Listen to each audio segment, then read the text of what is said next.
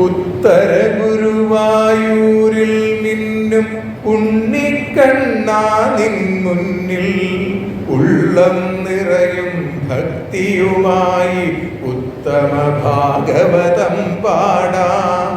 ഉത്തര ഗുരുവായൂരിൽ നിന്നും ഉണ്ണിക്കണ്ണാ നിൻ മുന്നിൽ ഉള്ളം നിറയും ഭക്തിയുമായി ഉത്തമ ഭാഗവതം പാടാം.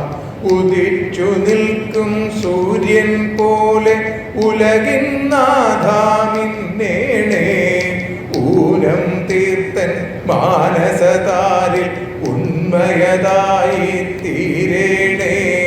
ഗോവിന്ദ ഹരി ഗോവിന്ദ ഹരി ഗോവിന്ദ ഹരി ഗോവിന്ദ ഗോവിന്ദ ഹരി ഗോവിന്ദ ഹരി ഗോവിന്ദ ഹരി ഗോവിന്ദ.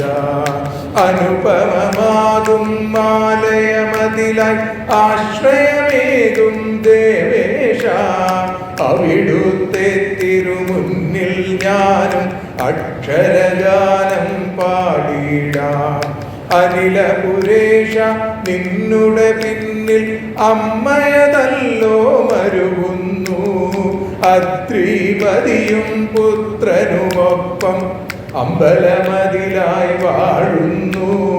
ഗോവിന്ദ ഹരി ഗോവിന്ദ ഹരി ഗോവിന്ദ ഹരി ഗോവിന്ദ ഗോവിന്ദ ഹരി ഗോവിന്ദ ഹരി ഗോവിന്ദ ഹരി ഗോവിന്ദ. ഇന്ദ്രപ്രസ്ഥം തന്നിൽ വാഴും ഇന്ദ്രാധിപനം കരുണാബ്ധേ ഇന്നീ പാടും അക്ഷരമലരുകൾ ഇവരുടെ ഹൃത്തിൽ മൊട്ടിട്ടു. ഗോവിന്ദ ഹരി ഹരി ഗോവിന്ദ ഹരി ഗോവിന്ദ ഗോവിന്ദ ഹരി ഗോവിന്ദ ഹരി ഗോവിന്ദ ഹരി ഗോവിന്ദ. ഈരേഴുലകം കാക്കും നിന്നെ ഇന്നിവൻ കാണു ശ്രീകൃഷ്ണ ഇരവും പകലും നാമം പാടാൻ ഇന്ദു സമാനാവരമേകു. ഹരി ഗോവിന്ദ ഹരി ഗോവിന്ദ ഹരി ഗോവിന്ദ ഹരി ഗോവിന്ദ ഗോവിന്ദ ഹരി ഗോവിന്ദ ഹരി ഗോവിന്ദ ഹരി ഗോവിന്ദ. ഉത്തര ഗുരുവായൂരിൽ നിന്നും ഉണ്ണിക്കണ്ണാ നിൻ മുന്നിൽ ഉള്ളം നിറയും ഭക്തിയുമായി ഉത്തമ ഭാഗവതം പാടാം. ഉദിച്ചു നിൽക്കും സൂര്യൻ പോലെ ഉലകിൻ നാഥാമിന്നേണേ ഊനം തീർത്തൻ മാനസതാരിൽ ഉന്മയതായി തീരേണേ. ഹരി ഗോവിന്ദ ഹരി ഗോവിന്ദ ഹരി ഗോവിന്ദ ഹരി ഗോവിന്ദ ഗോവിന്ദ ഹരി ഗോവിന്ദ ഹരി ഗോവിന്ദ ഹരി ഗോവിന്ദ. കലിയുഗ ദുരിതം മാറാൻ പാടുക കണ്ണൻ തന്നുടെ നാമങ്ങൾ കണ്ഠത്തിനകമണിയാൻ ചേർക്കുക കരുണാനിധിതൻ തിരുനാമം. ഗോവിന്ദ ഹരി ഗോവിന്ദ ഹരി ഗോവിന്ദ ഹരി ഗോവിന്ദ ഗോവിന്ദ ഹരി ഗോവിന്ദ ഹരി ഗോവിന്ദ ഹരി ഗോവിന്ദ. കലിയുഗ ദുരിതം മാറാൻ പാടുക കണ്ണൻ തന്നുടെ നാമങ്ങൾ കണ്ഠത്തിനകമണിയാൻ ചേർക്കുക കരുണാനിധിതൻ തിരുനാമം. കാപട്യക്കറ തീണ്ടാതെന്നും കണ്ണീരോടെ പ്രാർത്ഥിച്ചാൽ കണ്ണൻ കനിയും സംശയമില്ല കാക്കും നമ്മെ സർവേഷൻ. ഹരി ഗോവിന്ദ ഹരി ഗോവിന്ദ ഹരി ഗോവിന്ദ ഹരി ഗോവിന്ദ ഗോവിന്ദ ഹരി ഗോവിന്ദ ഹരി ഗോവിന്ദ ഹരി ഗോവിന്ദ. ഉത്തര ഗുരുവായൂരിൽ കണ്ണാ നിൻ മുന്നിൽ ഉള്ളം നിറയും ഭക്തിയുമായി ഉത്തമ ഭാഗവതം പാടാം. കാവട്യക്കര തീണ്ടാതെന്നും കണ്ണീരോടെ പ്രാർത്ഥിച്ചാൽ കണ്ണൻ കനിയും സംശയമില്ല. കാക്കും നമ്മെ സർവേശൻ. ഹരി ഗോവിന്ദ ഹരി ഗോവിന്ദ ഹരി ഗോവിന്ദ ഹരി ഗോവിന്ദ ഹരി ഗോവിന്ദ ഹരി ഗോവിന്ദ ഹരി ഗോവിന്ദ ഹരി ഗോവിന്ദ. സർവത്ര ഗോവിന്ദ നാമ സങ്കീർത്തനം. ഹര നമ പാർവതീ പതയേ. ജാനകീകാന്തസ്മരണം. വെற்றிവേൽ മുരുകനുക്ക്. ഗോപികാ ജീവനസ്മരണം.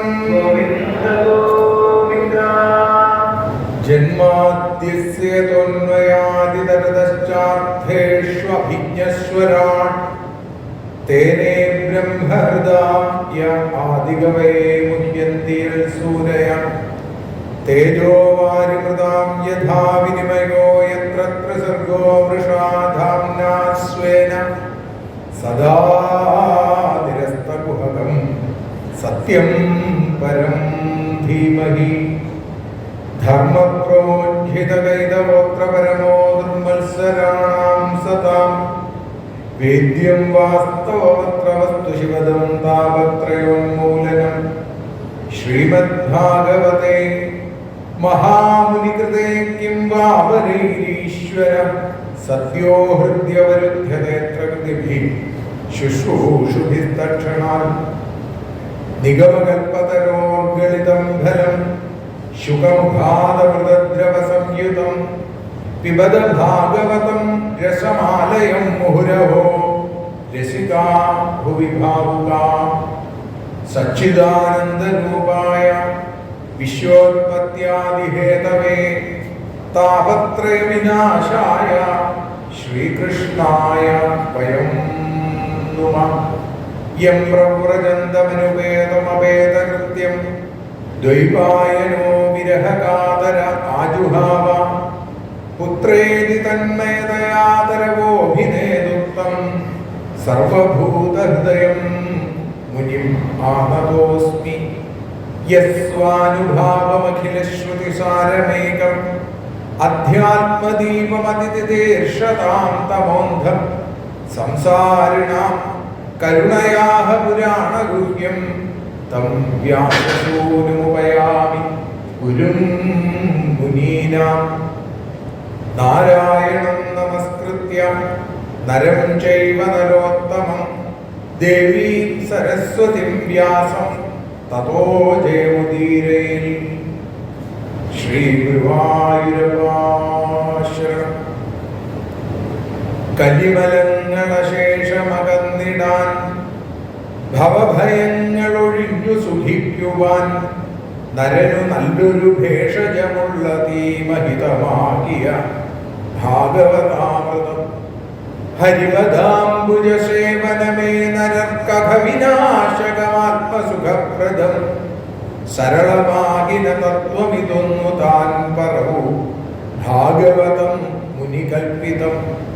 സുകരമല്ല നരന്നു ഭവാബ്ധിസന്തരണമോക്കിലതീവ ഭയാവഹം.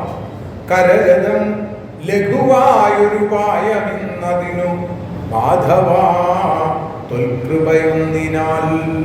ഭഗവാന്റെ അനൽപമായ കാരുണ്യാതിരേകം ഒരു സപ്താഹയജ്ഞത്തിൻ്റെ ഭദ്രദീപം തെളിഞ്ഞു കഴിഞ്ഞു.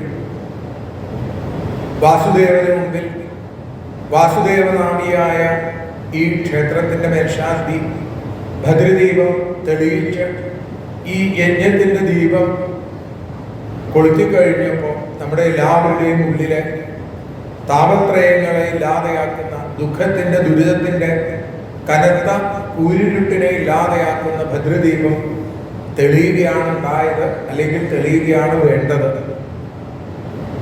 സാഹിത്യം തീരെയില്ല, കഥകൾ പറയവേ സംശയം തീരുകില്ല, സംഗീതം തോന്നുകില്ല, കവിതയുണരുവാൻ സംസ്കൃതം തീരെയില്ല. എന്നിട്ടും നിന്റെ പുണ്യകഥകൾ പറയുവാൻ എത്തിയോരെൻ്റെ ഉള്ളിൽ വാക്കായി നീ തന്നെ എത്തൂ പവനപുരപതയെ കൃഷ്ണ കാരുണ്യസിന്ധു. ആ ഒരു പ്രാർത്ഥനയോട് കൂടിയിട്ടാണ് ഈ യജ്ഞം ആരംഭിക്കുന്നത്. എത്രയോ മാഹാത്മ്യമേറിയ മഹത്തുക്കൾ, ഭാഗവതാചാര്യന്മാർ ഇരുന്ന ഈ ദിവ്യമായ പീഠത്തിൽ ഈ ഉള്ളവരെ കയറ്റിയിരുത്തിയത് ഗുരുവായൂരപ്പൻ്റെ മേൽശാന്തി സ്ഥാനം എന്ന പരമപവിത്രമായ ആ പദവി ലഭിച്ചു എന്നുള്ളത് കൊണ്ട് മാത്രമാണ്. അതോടൊപ്പം ഭഗവാൻ നാവിൽ കളിയാടുമ്പോൾ അത് അക്ഷരങ്ങളായി, കീർത്തനങ്ങളായി, നാമങ്ങളായി, പ്രഭാഷണങ്ങളായി മാറുന്നു എന്ന് മാത്രം. നാളെ നമ്മൾ കേൾക്കും ശ്രീ ശിവബ്രഹ്മശ്രീ എല്ലാം അറിയുന്ന ആ ബാദരായണിയായ വേദവ്യാസപുത്രൻ പോലും പ്രാർത്ഥിക്കണത് എന്താ? സോലം കൃഷിഷ്ട ഭഗവാൻ ഭജാംശിനെ, എൻ്റെ വാക്കുകളെ അലങ്കരിക്കാൻ അവിടുന്ന് തന്നെ വരണേ. അങ്ങനെ അറിവില്ലാതെ പറയുന്ന വാക്കുകൾ പോലും അറിവിൻ്റെ അറിവായ ഭഗവാൻ തൻ്റെ നാമമാണെന്ന് പറഞ്ഞ് അനുഗ്രഹിക്കുന്ന ആ കാരുണ്യത്തിന് മുമ്പിൽ നമ്മുടെ അറിവില്ലായ്മയൊന്നും അവിടെ പ്രശ്നമില്ല, ഒക്കെ ഭഗവാൻ നോക്കിക്കോളും എന്നുള്ള ആ പരിപൂർണമായ വിശ്വാസമുണ്ടെങ്കിൽ ഈ ഭാഗവതവഞ്ചി നമുക്ക് മുങ്ങാതെ മറുകരയിലേക്ക് കൊണ്ടെത്തിക്കാൻ സാധിക്കും. അമരക്കാരനായി ഭാഗവത കൃഷ്ണനായ ശ്രീ ഗുരുവായൂരപ്പൻ ഉണ്ട് എന്ന ഉത്തമമായ വിശ്വാസം, ആ വിശ്വാസം മാത്രമാണ് നമുക്കൊക്കെ ഏകമായ ആശ്വാസം. നമ്മുടെ ശ്വാസം നിലനിൽക്കുന്നിടത്തോളം കാലം ഈ വിശ്വാസത്തെയും അതിലൂടെ ലഭിക്കുന്ന ആശ്വാസത്തെയും നമ്മൾ ചേർത്ത് പിടിക്കുകയാണെങ്കിൽ തീർച്ചയായും ഒരിക്കലും കാലിടറില്ല, കണ്ണു നിറയില്ല. പൊന്നുഗുരുവായൂരപ്പന്റെ മേശാന്തി സ്ഥാനം ആഗ്രഹിച്ചുകൊണ്ട് തന്ത്രിമുഖ്യനായ ആ ഭാഗവത ഭക്തോത്തമന്റെ മുമ്പിൽ ചെന്നിരിക്കുമ്പോൾ പലപ്പോഴും തല കുനിയാറുണ്ട്. പരിണിതപ്രജ്ഞരായ നിരവധി ആളുകൾ, ഭഗവാന്റെ മേൽശാന്തിമാര്, ഓദിക്കന്മാര്, അങ്ങനെ എത്രയോ വേദ പണ്ഡിതന്മാര്. പക്ഷേ അതിൽ നിന്നൊക്കെ ഒന്നുമില്ലാത്ത എന്നെ ഭഗവാൻ കൈപിടിച്ചുയർത്തിയെങ്കിൽ അത് ഭഗവാന്റെ കാരുണ്യം മാത്രമാണ്. എൽക്കിഞ്ചിൽ പൗരുഷം പുംസാം മേനെ ഷാനുഗംഭിതം എന്ന് അർജുനൻ പറയുന്നത് പോലെ മാനവന് മാധവന്റെ ആ അനുഗ്രഹം കൊണ്ട് മാത്രമേ, കണ്ണന്റെ കാരുണ്യം കൊണ്ട് മാത്രമേ നമുക്ക് സാധിക്കൂ. ആ കനിവിന്റെ കിനിവ് മാത്രമാണ് നമുക്ക് ഏകാശ്രയം, അല്ലാതെ നമ്മുടെ കഴിവല്ല. ഒന്ന് നടക്കാൻ, ഒന്ന് സംസാരിക്കാൻ, ഏതൊരു പ്രവൃത്തിയിലും ഭഗവാന്റെ ഒരു അനുഗ്രഹം നമ്മുടെ കൂടെ എപ്പോഴും ഉണ്ട്. ആ ഭഗവാൻ നമ്മളോടൊപ്പം നിൽക്കുമ്പോൾ മാത്രമാണ് നമ്മൾ ശിവമായി നിലനിൽക്കുന്നത്. ഭഗവാൻ നമ്മളിൽ നിന്ന് വിട്ടുപോയാൽ നമ്മൾ വെറും ശവമായി മാറി. സത്ത് നഷ്ടപ്പെട്ടാൽ നമ്മൾ ചത്തുപോയി എന്ന് പറയാറുണ്ട്. ആ സത്തുപോയി എന്ന് തന്നെയാണ് സത്യത്തിൽ. ആ സദ്ഭാവം ഉള്ളപ്പോഴേ നമ്മുടെ നാവിന് പറയാനുള്ള ശേഷിയുള്ളൂ, നമ്മുടെ കണ്ണുകൾക്ക് കാണാനുള്ള ശേഷിയുള്ളൂ, നമ്മുടെ കാതിന് കേൾക്കാനുള്ള ശക്തിയുള്ളൂ, അല്ലേ? അപ്പൊ ആ ഭഗവാൻ ഉള്ളപ്പോൾ മാത്രമാണ് വെറും പൂജ്യമായ നമുക്കൊക്കെ തന്നെ അത്യുന്നതമായ ആ മൂല്യം ഉണ്ടാകുന്നത്. ഭഗവാനാകുന്ന ഒന്ന് നമ്മളോടൊപ്പം ചേർന്ന് നിൽക്കുമ്പോൾ നമ്മളിലെ അറിവില്ലായ്മയുടെ ഓരോ പൂജ്യത്തിനും അമൂല്യമായ വില ഭഗവാൻ കൽപ്പിച്ചു തരുന്നു. ഒരു പൂജ്യമാണെങ്കിൽ ഭഗവാൻ ചേർന്ന് നിൽക്കുമ്പോൾ അത് 10 മാറും. 2 പൂജ്യമാണെങ്കിൽ 100 1000 10,000 ലക്ഷവും ശതലക്ഷവും കോടിയും സഹസ്രകോടിയും ഒക്കെ ആയി മാറും. എന്നാൽ ആ ഒന്ന് മാറിക്കഴിഞ്ഞാൽ നമുക്കറിയാം, ആ ഒന്നിന്, ആ ഒന്നുള്ളപ്പോൾ മാത്രമേ പൂജ്യത്തിന് വിലയുള്ളൂ. അല്ലെങ്കിൽ എത്രയോ ശതസഹസ്രം പൂജ്യങ്ങൾ എഴുതി വെച്ചോളൂ, ഒന്നിനും വിലയില്ല. ഇതേപോലെയാണ് നമ്മുടെ ഓരോരുത്തരുടെയും അവസ്ഥ. ഭഗവാൻ ഉണ്ടെങ്കിൽ മാത്രമേ നമുക്ക് എന്തെങ്കിലുമൊക്കെ ഉള്ളൂ.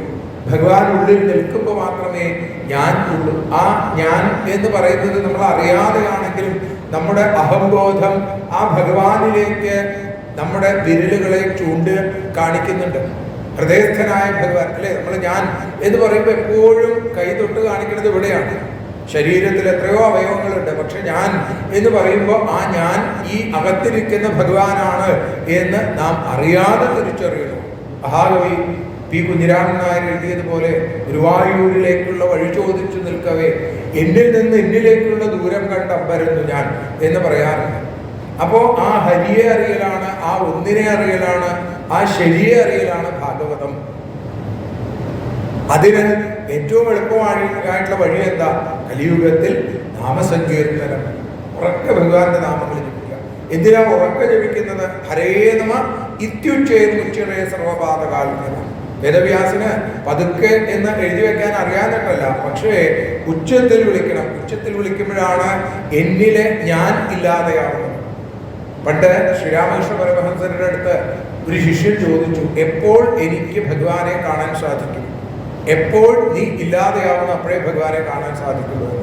നീ ഇല്ലാതെയാവുന്നത് ഭൗതികമായ അർത്ഥത്തിലല്ല, മറിച്ച് ആത്മീയമായ തലത്തിൽ ആ നീ എന്ന ഭാവം അല്ലെങ്കിൽ ഞാൻ എന്ന ഭാവം ഇല്ലാതെയാകുമ്പോൾ, അഹന്തയും മമതയും ഇല്ലാതെയാകുമ്പോൾ ഭഗവാനെ അറിയാനായിട്ട് സാധിക്കും, ഭഗവാനിലേക്ക് അലിയാനായിട്ട് സാധിക്കും.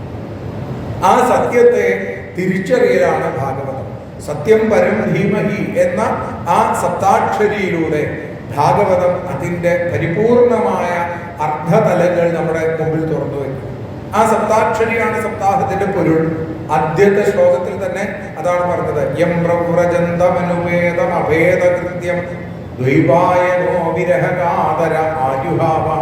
ആ സത്യത്തെ അറിഞ്ഞ ആളാണ് ഈ ബാദരായണൻ, അല്ലേ? ഈ ശ്രീശുക ബ്രഹ്മർഷി. ആ ശ്രീശുക ബ്രഹ്മർഷി നേരത്തെ പറഞ്ഞതുപോലെ വിഷ്ണുരാധനായിരിക്കുന്ന പരീക്ഷത്തിന്, വിഷ്ണുവിനാൽ രക്ഷിക്കപ്പെട്ട പരീക്ഷത്തിന്, ജീവിതത്തിൽ പരീക്ഷണങ്ങൾ തളർന്നു നിൽക്കുന്ന നമ്മളെപ്പോലുള്ള ഓരോരുത്തർക്കും പകർന്നു തരുന്ന അമൃതഗംഗയാണ് ശ്രീമദ് ഭാഗവതം. സത്യം പരം ധീമഹി. പരമമായ സത്യത്തെ ഞാൻ ധ്യാനിക്കുന്നു. തുടക്കത്തിൽ സത്യം പരം ധീമഹി എന്ന് പറഞ്ഞ ഭാഗവതകാരൻ ഏറ്റവും സമർപ്പണ അധ്യായത്തിൽ 12ാമത്തെ സ്കന്ധത്തിന്റെ 13ാമത്തെ അധ്യായത്തിൽ വീണ്ടും നമ്മളെ ഓർമ്മിപ്പിച്ചു, സത്യം പരം ധീമഹി. ഭാഗവതം ജന്മാദ്യസ്യ എന്ന് ആരംഭിച്ച് തം നമാമി ഹരിപരം എന്ന് സമർപ്പിക്കുമ്പോൾ, ജ എന്ന അക്ഷരത്തിൽ ആരംഭിച്ച് മാ എന്ന അകാരാന്തത്തിൽ സമർപ്പിക്കുമ്പോൾ ജനന മരണങ്ങൾക്കിടയിൽ നാം അവശ്യം അറിഞ്ഞിരിക്കേണ്ട ആധ്യാത്മിക തത്വങ്ങളാണ് ഭാഗവതത്തിൽ എന്ന് നമുക്ക് കാണാൻ സാധിക്കും. ആ ഭാഗവതം 335 അധ്യായങ്ങളിലായി അല്ലെങ്കിൽ 333 അധ്യായങ്ങളിലായി 12 സ്കന്ധങ്ങളിലായി 18,000-ത്തിലധികം വരുന്ന ഗ്രന്ഥ ശ്ലോകങ്ങളിലായി ഭഗവാന്റെ കഥകളെ പറഞ്ഞു വെച്ചിരുന്നു. കഥകളിലൂടെ, ഉപകഥകളിലൂടെ, ഉപാഖ്യാനങ്ങളിലൂടെ, രൂപകങ്ങളിലൂടെ, സ്തുതികളിലൂടെ, നാമസങ്കീർത്തനത്തിലൂടെ ഒക്കെ ഭഗവാനെ അറിയുക, ഭഗവാനിലേക്ക് അലിയുക. ഭഗവാനോടുള്ള ആസക്തിയാണ് ഭക്തി എന്ന് ഒരു സുഹൃതി പറഞ്ഞിട്ടുണ്ട്. നമുക്ക് ജീവിതത്തിൽ പലതിനോടും ആസക്തിയുണ്ട്. നമ്മുടെ അധികാരത്തിനോട്, നമ്മുടെ ജോലിയോട്, നമ്മുടെ ഭാര്യയോട്, ഭർത്താവിനോട്, മക്കളോട്, ഗൃഹത്തിനോട്, വാഹനത്തിനോട് എന്ന് വേണ്ട ലോകത്തിൽ പല വസ്തുക്കളോട് നമുക്ക് ആസക്തിയുണ്ട്. എന്നാൽ ഇതേ ആസക്തി തന്നെ ഭഗവാനിലേക്ക് തിരിച്ചു വയ്ക്കുമ്പോൾ അത് ഭക്തിയായി മാറും. കർമ്മയോഗം ഏറ്റവും ഭംഗിയായിട്ട് കൊണ്ടുപോകാൻ ഭാഗവതം നമുക്ക് പറഞ്ഞു തരുന്ന വഴി അതാണ്. വാണീ ഗുണാനുകഥനേ ശ്രവണൗ കഥായ ഹസ്തൗ ച കർമ്മസു മനസ്തവ പാദയോർന്ന സ്മൃത്യാം ശിരസ്തവ നിവാസ ജഗൽ പ്രണാമേ ദൃഷ്ടിസ്സതാം ദർശനേസ്തു ഭവത്തനൂനാം. നളകൂപരമണിഗ്രീവന്മാര്, കുബേരപുത്രന്മാര്, ഏറ്റവും വലിയ ധനാഢ്യര്, അല്ലേ? അവരും എന്താ പ്രാർത്ഥിക്കുന്നത് ഭഗവാനോട്? കണ്ണുകൾ കൊണ്ട് അവിടുത്തെ സ്വരൂപത്തെ കാണാൻ സാധിക്കണം, കാതുകൊണ്ട് അവിടുത്തെ കഥകൾ കേൾക്കാൻ സാധിക്കണം, നാവ് കൊണ്ട്, രസന കൊണ്ട് അവിടുത്തെ നാമം പാടാൻ സാധിക്കണം. ഇങ്ങനെയൊക്കെയാണ്. ഇതൊക്കെ നമുക്ക് സാധിക്കാൻ ബുദ്ധിമുട്ടായതുകൊണ്ട് ഭാഗവതം ഒരു എളുപ്പവഴി പറഞ്ഞു. പറയുന്നതൊക്കെ ഭഗവാന്റെ നാമമാണ് എന്ന് സങ്കല്പിച്ചുകൊണ്ട് ചെയ്തോളൂ. കേൾക്കുന്നതൊക്കെ ഭഗവാന്റെ കഥകളാണെന്ന് വിചാരിച്ച് കേട്ടോളൂ. കാണുന്നവരെയൊക്കെ ഭഗവാൻ സ്വരൂപങ്ങളായിട്ട് കാണാൻ ശ്രമിച്ചോളൂ. അത് എളുപ്പമാണ് എന്ന് നമുക്ക് തോന്നും. പക്ഷേ നമ്മുടെ ഉള്ളിൽ അഹന്തയും മമതയും അതിനൊന്നും നമ്മളെ സമ്മതിപ്പിക്കില്ല. നമ്മള് ആധുനിക ഭാഷയിൽ പറയും ഈഗോ നമ്മളെ അതിനെ അനുവദിക്കില്ല. അപ്പൊ ഈ ഈഗോ ഇല്ലാതെയാവാൻ എന്ത് വേണം? ആ ഈഗോ ഈശ്വരനിലേക്കുള്ള യാത്രയാക്കി മാറ്റിയാൽ മതി. വളരെ എളുപ്പമാണെന്ന്. എല്ലാ പ്രവർത്തികളും ഭഗവാനായിട്ടങ്ങ് സമർപ്പിക്കുക. ഭഗവാൻ കൊണ്ടുപൊക്കോളും നമ്മളെ എന്നാണ്. ചെറിയ കുട്ടികൾ കണ്ടിട്ടില്ലേ, നമ്മൾ എടുത്ത് മുകളിലേക്ക് ഇട്ട് കഴിഞ്ഞാൽ അവർ ചിരിക്കുകയാണ് ചെയ്യുക. കാരണം എന്താ? സംരക്ഷണമായി താഴെ അച്ഛനോ അമ്മയോ ഉണ്ട് എന്നുള്ള ഉറപ്പാണ്. ഇതേപോലെ ജീവിതത്തിലെ ഏത് പ്രാരാബ്ധങ്ങൾക്ക് മുമ്പിലും തളരാതെ തകരാതെ നിൽക്കാൻ ആ ഭഗവാനെ അറിയുക, ഭഗവാനിലേക്ക് അലിയുക, ഭഗവാനിലേക്ക് ചേരുക. സത്യം പരം ധീമഹി. ആ പരമമായ സത്യമാണ് ഇവിടെ ഈ പൊന്നു ശ്രീകോവിലിൽ ഇന്നെ തിളങ്ങിക്കൊണ്ടിരിക്കുന്നു. ആ പൊന്നു ഗുരുവായൂരപ്പൻ നമ്മളെ അനുഗ്രഹിക്കാൻ അഹം വസാമി വൈകുണ്ഠേ ന യോഗി ഹൃദയേഭിച്ച മൽഭക്തായ പ്രഗായന്തി ന യോഗി ഹൃദയേഭിച്ചാണ്. യോഗികളുടെ ഹൃദയത്തിലൊന്നല്ല ഞാൻ ഇരിക്കുന്നത്, മറിച്ച് മത്ഭക്ത എത്ര ഗായന്തി, എൻ്റെ ഭക്തന്മാരെവിടെ പാടുന്നുവോ അവിടെ ഞാൻ എത്തിച്ചേരുന്നു. അപ്പൊ പൊന്നു ഗുരുവായൂരപ്പൻ ആ ഗുരുവും വായുവും പ്രതിഷ്ഠിച്ച ഭൂലോക വൈകുണ്ഠമായ പൊന്നു ഗുരുവായൂരിൽ നിന്ന് തൻ്റെ ചൈതന്യത്തെ ഭക്തന്മാർ പാടുന്ന ഈ ഇന്ദ്രപ്രസ്ഥത്തിലേക്ക്, ഇന്ദ്രപ്രസ്ഥത്തിൽ നിന്ന് പോയി ഭഗവാൻ അവിടെ കേരള ഭൂമിയിൽ ഭാർഗവ ക്ഷേത്രത്തിൽ ചെന്ന് തൻ്റെ ആ വിഗ്രഹത്തെ, വസുദേവരും പൂജിച്ച ആ വിഗ്രഹത്തെ അവിടെ പ്രതിഷ്ഠിച്ചുവെങ്കിൽ ആ ചൈതന്യത്തെ വീണ്ടും ഭക്തന്മാർ പാടി പാടി പാടി ഇവിടേക്ക് കൊണ്ടുവന്ന് നമുക്കൊക്കെ പ്രാർത്ഥിക്കാൻ പാകത്തിന് ദിവ്യസ്വരൂപമായി അനുഗ്രഹിച്ചുകൊണ്ടിരിക്കുന്നു. മമ്മിയൂരമ്മനായി തൊട്ടടുത്ത്, പിന്നെ ഇടത്തൂർ പുറത്ത് കാവിലമ്മയായി ഭഗവതി, അതേപോലെ മഹാഗണപതി, സാക്ഷാൽ അയ്യപ്പസ്വാമി, എല്ലാവരും അനുഗ്രഹവർഷം ചൊരിഞ്ഞുകൊണ്ട് നമ്മുടെ കൂടെയുണ്ട്. അതാണ് നമുക്കുള്ള ധൈര്യം, നേരത്തെ പറഞ്ഞ ആ ആശ്വാസം, ആ വിശ്വാസം. അങ്ങനെയുള്ള ഭഗവാന്റെ അനുപമമായ കഥകളെ നാളെ മുതൽ അനുസ്മരിക്കാനുള്ള ഭാഗ്യം ഭഗവാൻ തന്നിരിക്കുന്നു.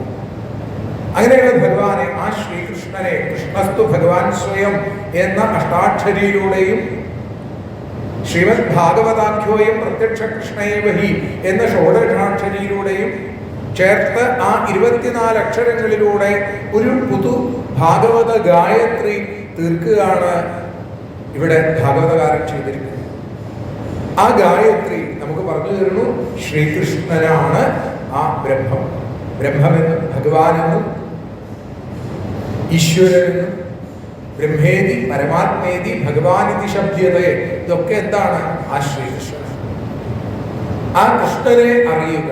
താപത്രയ വിനാശായ, താപത്രയങ്ങളെ ആധ്യാത്മികം, ആധിഭൗതികം, ആധിദൈവികം എന്നിങ്ങനെയുള്ള 3 താപങ്ങളെ ഇല്ലാതെയാക്കുന്ന, സൃഷ്ടിസ്ഥിതി സംഹാരങ്ങൾക്ക് കാരണഭൂതനായിരിക്കുന്ന ശ്രീകൃഷ്ണനെ നമസ്കരിക്കുന്നു.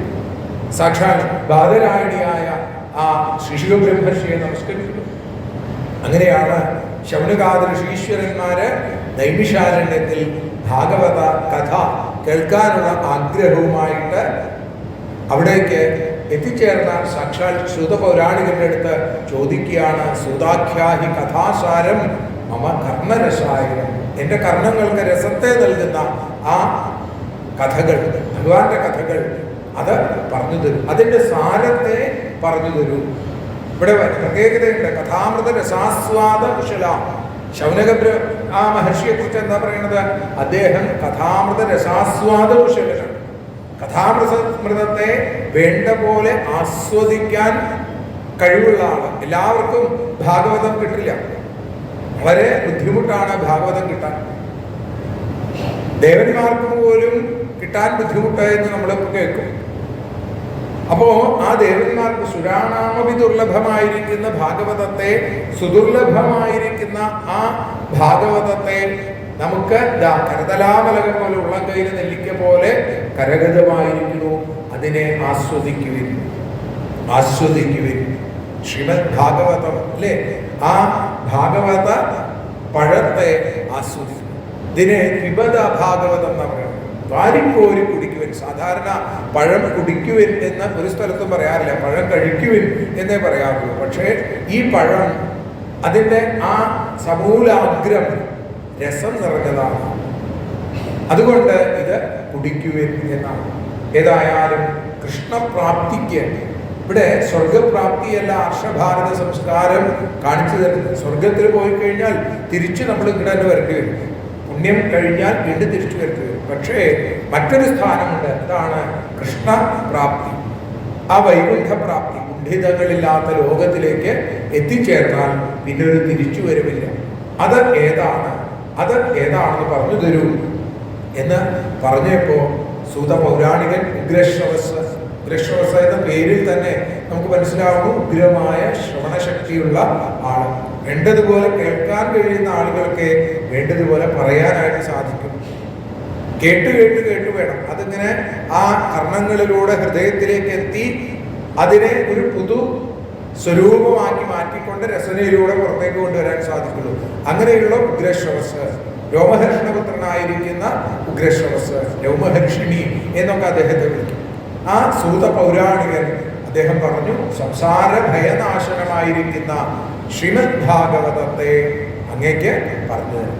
പക്ഷേ ഈ ശ്രീമദ് ഭാഗവതം എങ്ങനെ കേൾക്കണം? ഭാഗവതത്തിലെ ഓരോ വരികളിലും ഭഗവത് സ്വരൂപമാണ്. ഓരോ വരികളും ശ്രദ്ധയോടുകൂടി കേൾക്കണം. ഇതാ പറഞ്ഞത്, ശ്രീമദ് ഭാഗവതം സാവധാനതയാ ശൃണു. ശ്രദ്ധയോടുകൂടി ഭക്തിയോടുകൂടി കേൾക്കുകയാണ് വേണ്ടത്. അത് പറഞ്ഞു തരാം. ഏതസ്മാദപരം കിഞ്ചിൽ മനഃശുദ്ധേന വിദ്യതേ ജന്മാന്തരേ ഭവേത് പുണ്യം തഥാ ഭാഗവതം വരും. എത്രയോ ആളുകൾ ഈ ലോകത്തുണ്ട്. പക്ഷേ ഭാഗവതം കിട്ടണമെങ്കിൽ, ഭാഗവതത്തെ അറിയണമെങ്കിൽ, ഭാഗവതത്തിലേക്ക് ചേരണമെങ്കിൽ അതിന് ഭഗവാന്റെ അനൽപമായ അനുഗ്രഹം ഉണ്ടായാൽ മാത്രമേ സാധിക്കൂ.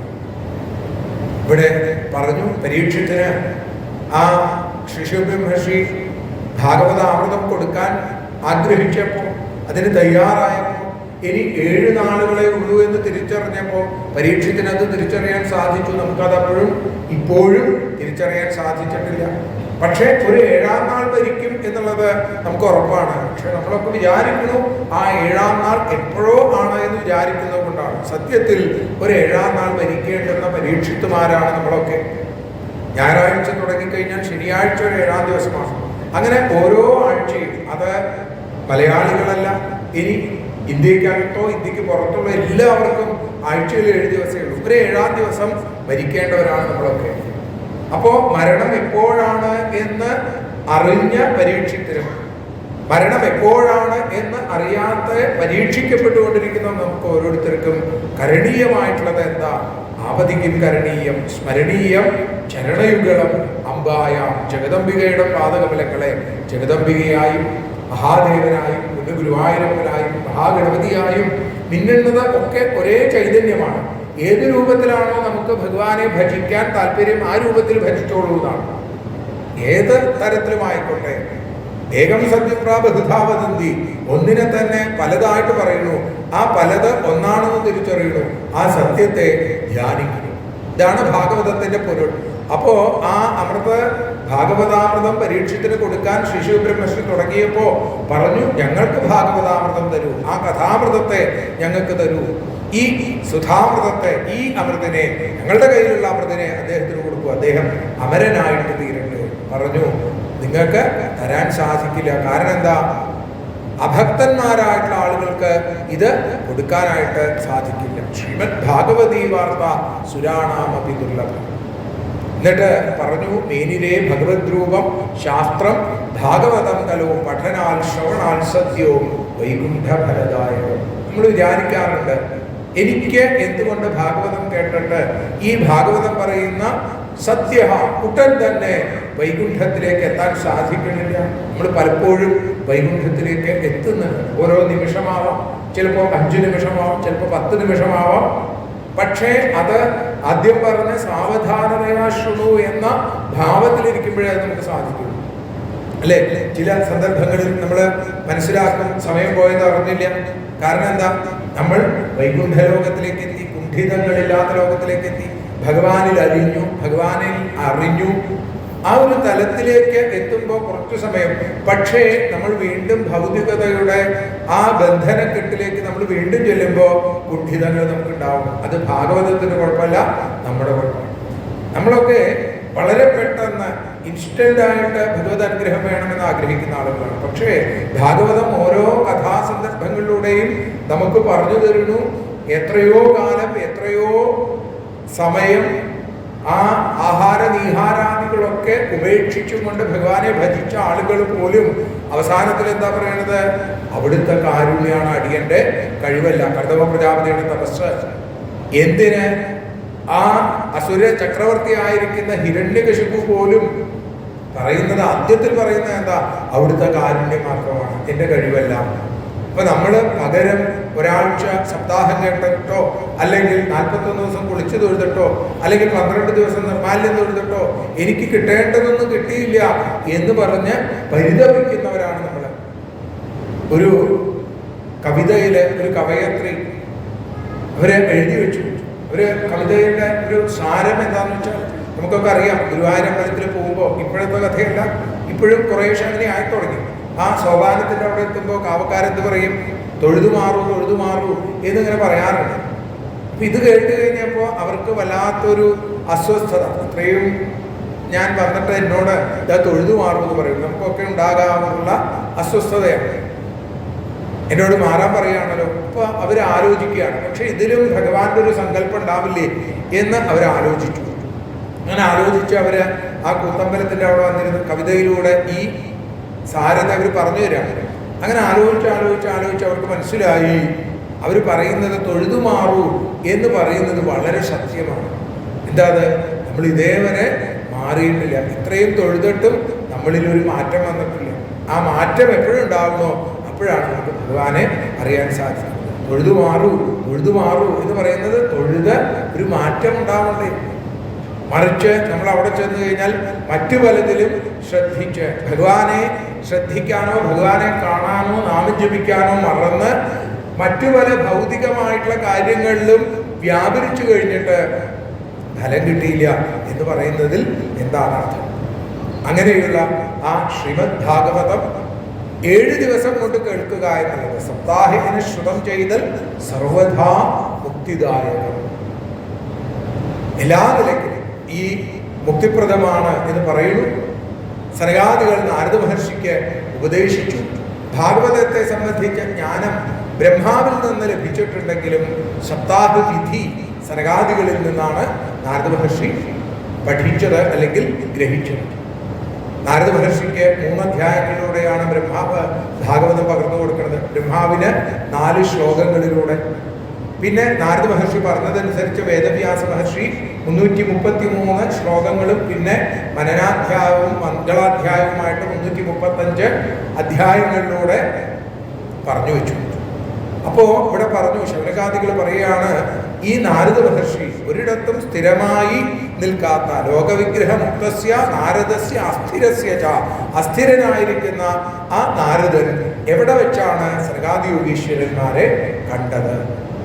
എവിടെ വെച്ചാണ് ഈ ഭാഗവതം കേട്ടത്?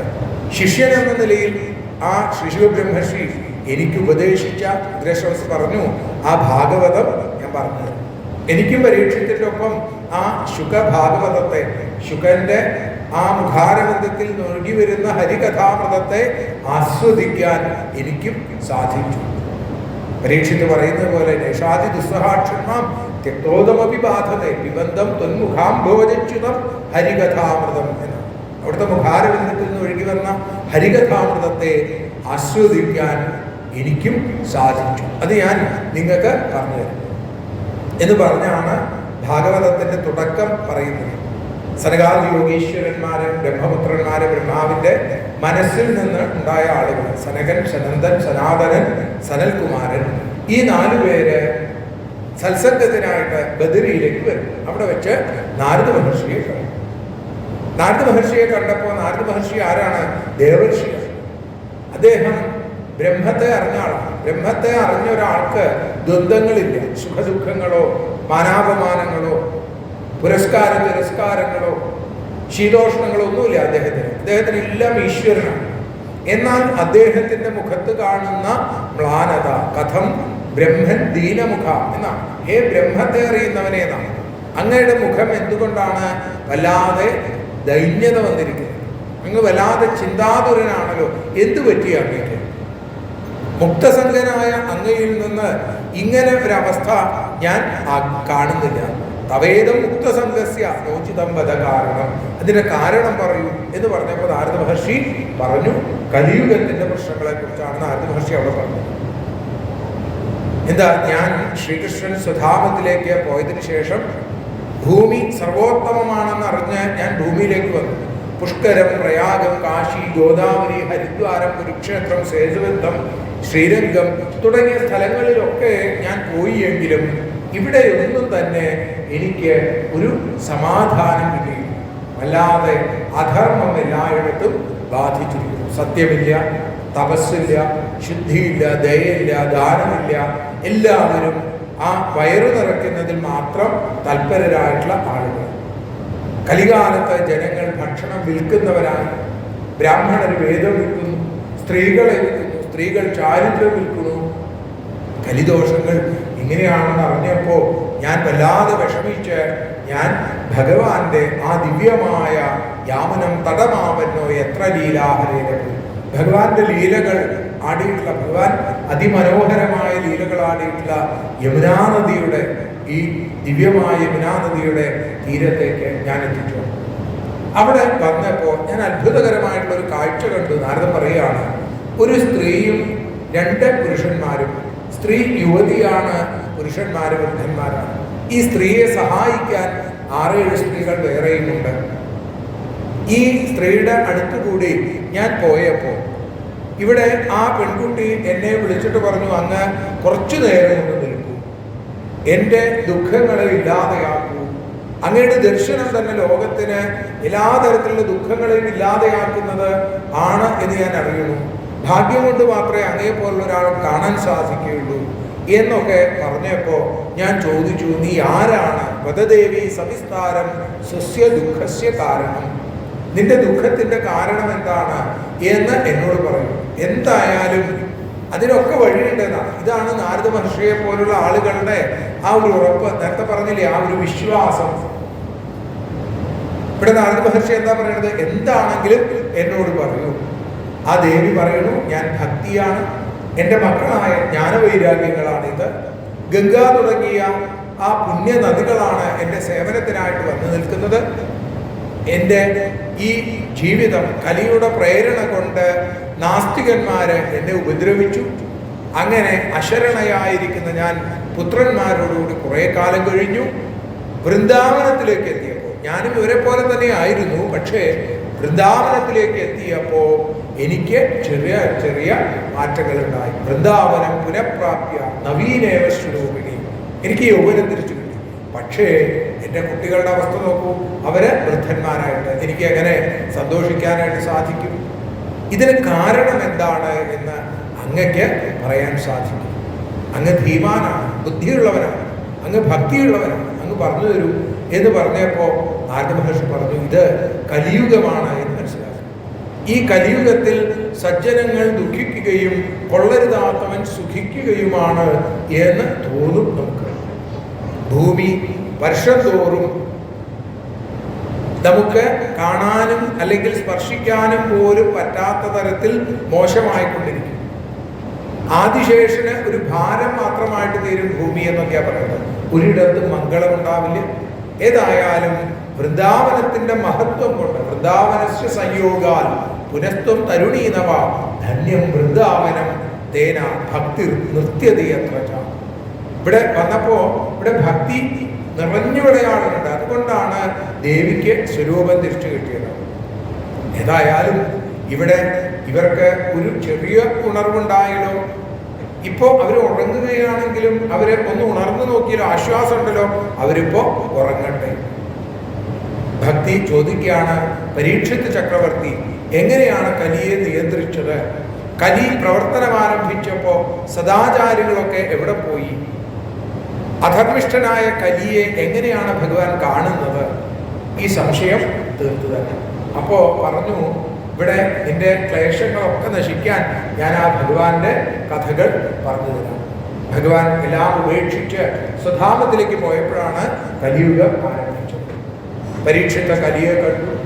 ഇങ്ങനെ കലിയെ നിഗ്രഹിക്കാനായിട്ട് പരീക്ഷിത്ത് തീരുമാനിച്ചെങ്കിലും ഈ കലിയുഗത്തിന് അനേകം ദോഷങ്ങൾ ഉണ്ടെങ്കിലും ഈ കലിയുഗത്തിന് വലിയ ഒരു ഗുണമുണ്ട്.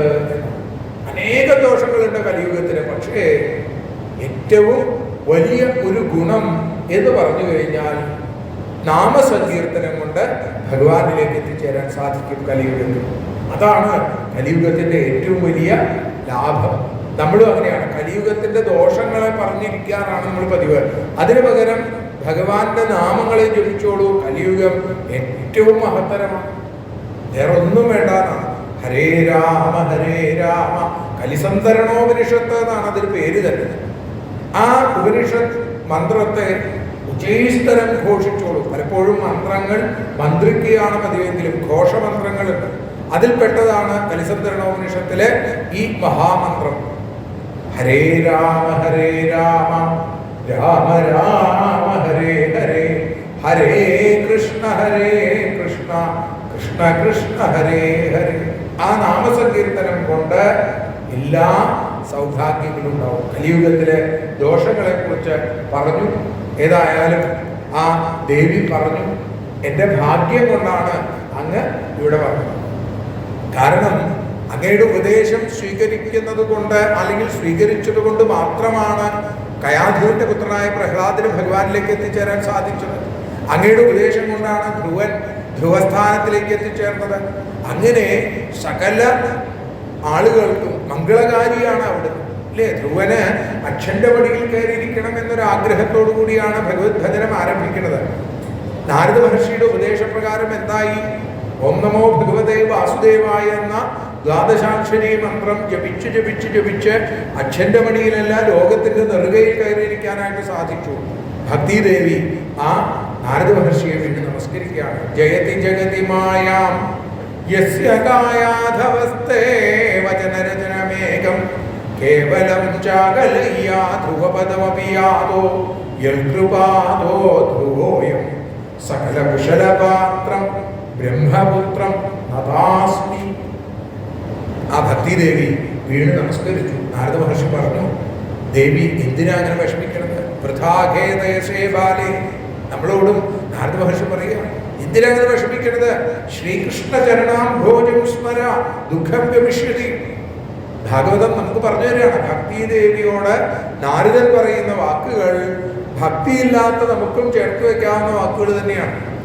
ഈ ശ്രീകൃഷ്ണ ചരണാംബുജങ്ങളെ സ്മരിച്ചു കഴിഞ്ഞാൽ നമ്മൾ നേരത്തെ പറഞ്ഞില്ലേ, ആവതിക്കും കരണീയം സ്മരണീയം ചന്നയുഗളമമ്പായാം എന്ന് പറഞ്ഞത് തന്നെയാണ് നാരദ മഹർഷി മറ്റൊരു തരത്തിൽ പറഞ്ഞത്. ശ്രീകൃഷ്ണ ചരണാംഭോജം സ്മര ദുഃഖം ഗമിഷ്യതി. യാതൊരു സംശയമില്ല. ദ്രൗപദിയെ ആ ദുശാസനന്റെ കാപട്യത്തിൽ നിന്ന് ആ പാഞ്ചാലിയെ പൂജേല നൽകി അനുഗ്രഹിച്ച പഞ്ചേന്ദ്രിയങ്ങളുടെ നാഥനായിരിക്കുന്ന ഭഗവാൻ അതേപോലെ ശങ്കചൂടാദികളാകുന്ന അസുരന്മാരിൽ നിന്ന് ഗോപികമാരെ രക്ഷിച്ച ഭഗവാൻ എവിടെയും പോയിട്ടില്ല. ഭക്തിദേവിക്ക് ഉന്മേഷം കൊടുത്തുകൊണ്ട് പറഞ്ഞു, ത്വം തു ഭക്തി പ്രിയാതസ്യ. ഭഗവാൻ ഏറ്റവും പ്രിയപ്പെട്ടവളാണ് ദേവി. ദേവി ആവശ്യപ്പെട്ടു കഴിഞ്ഞാൽ ഭഗവാൻ നീചഗ്രഹങ്ങളിൽ പോലും പോകും.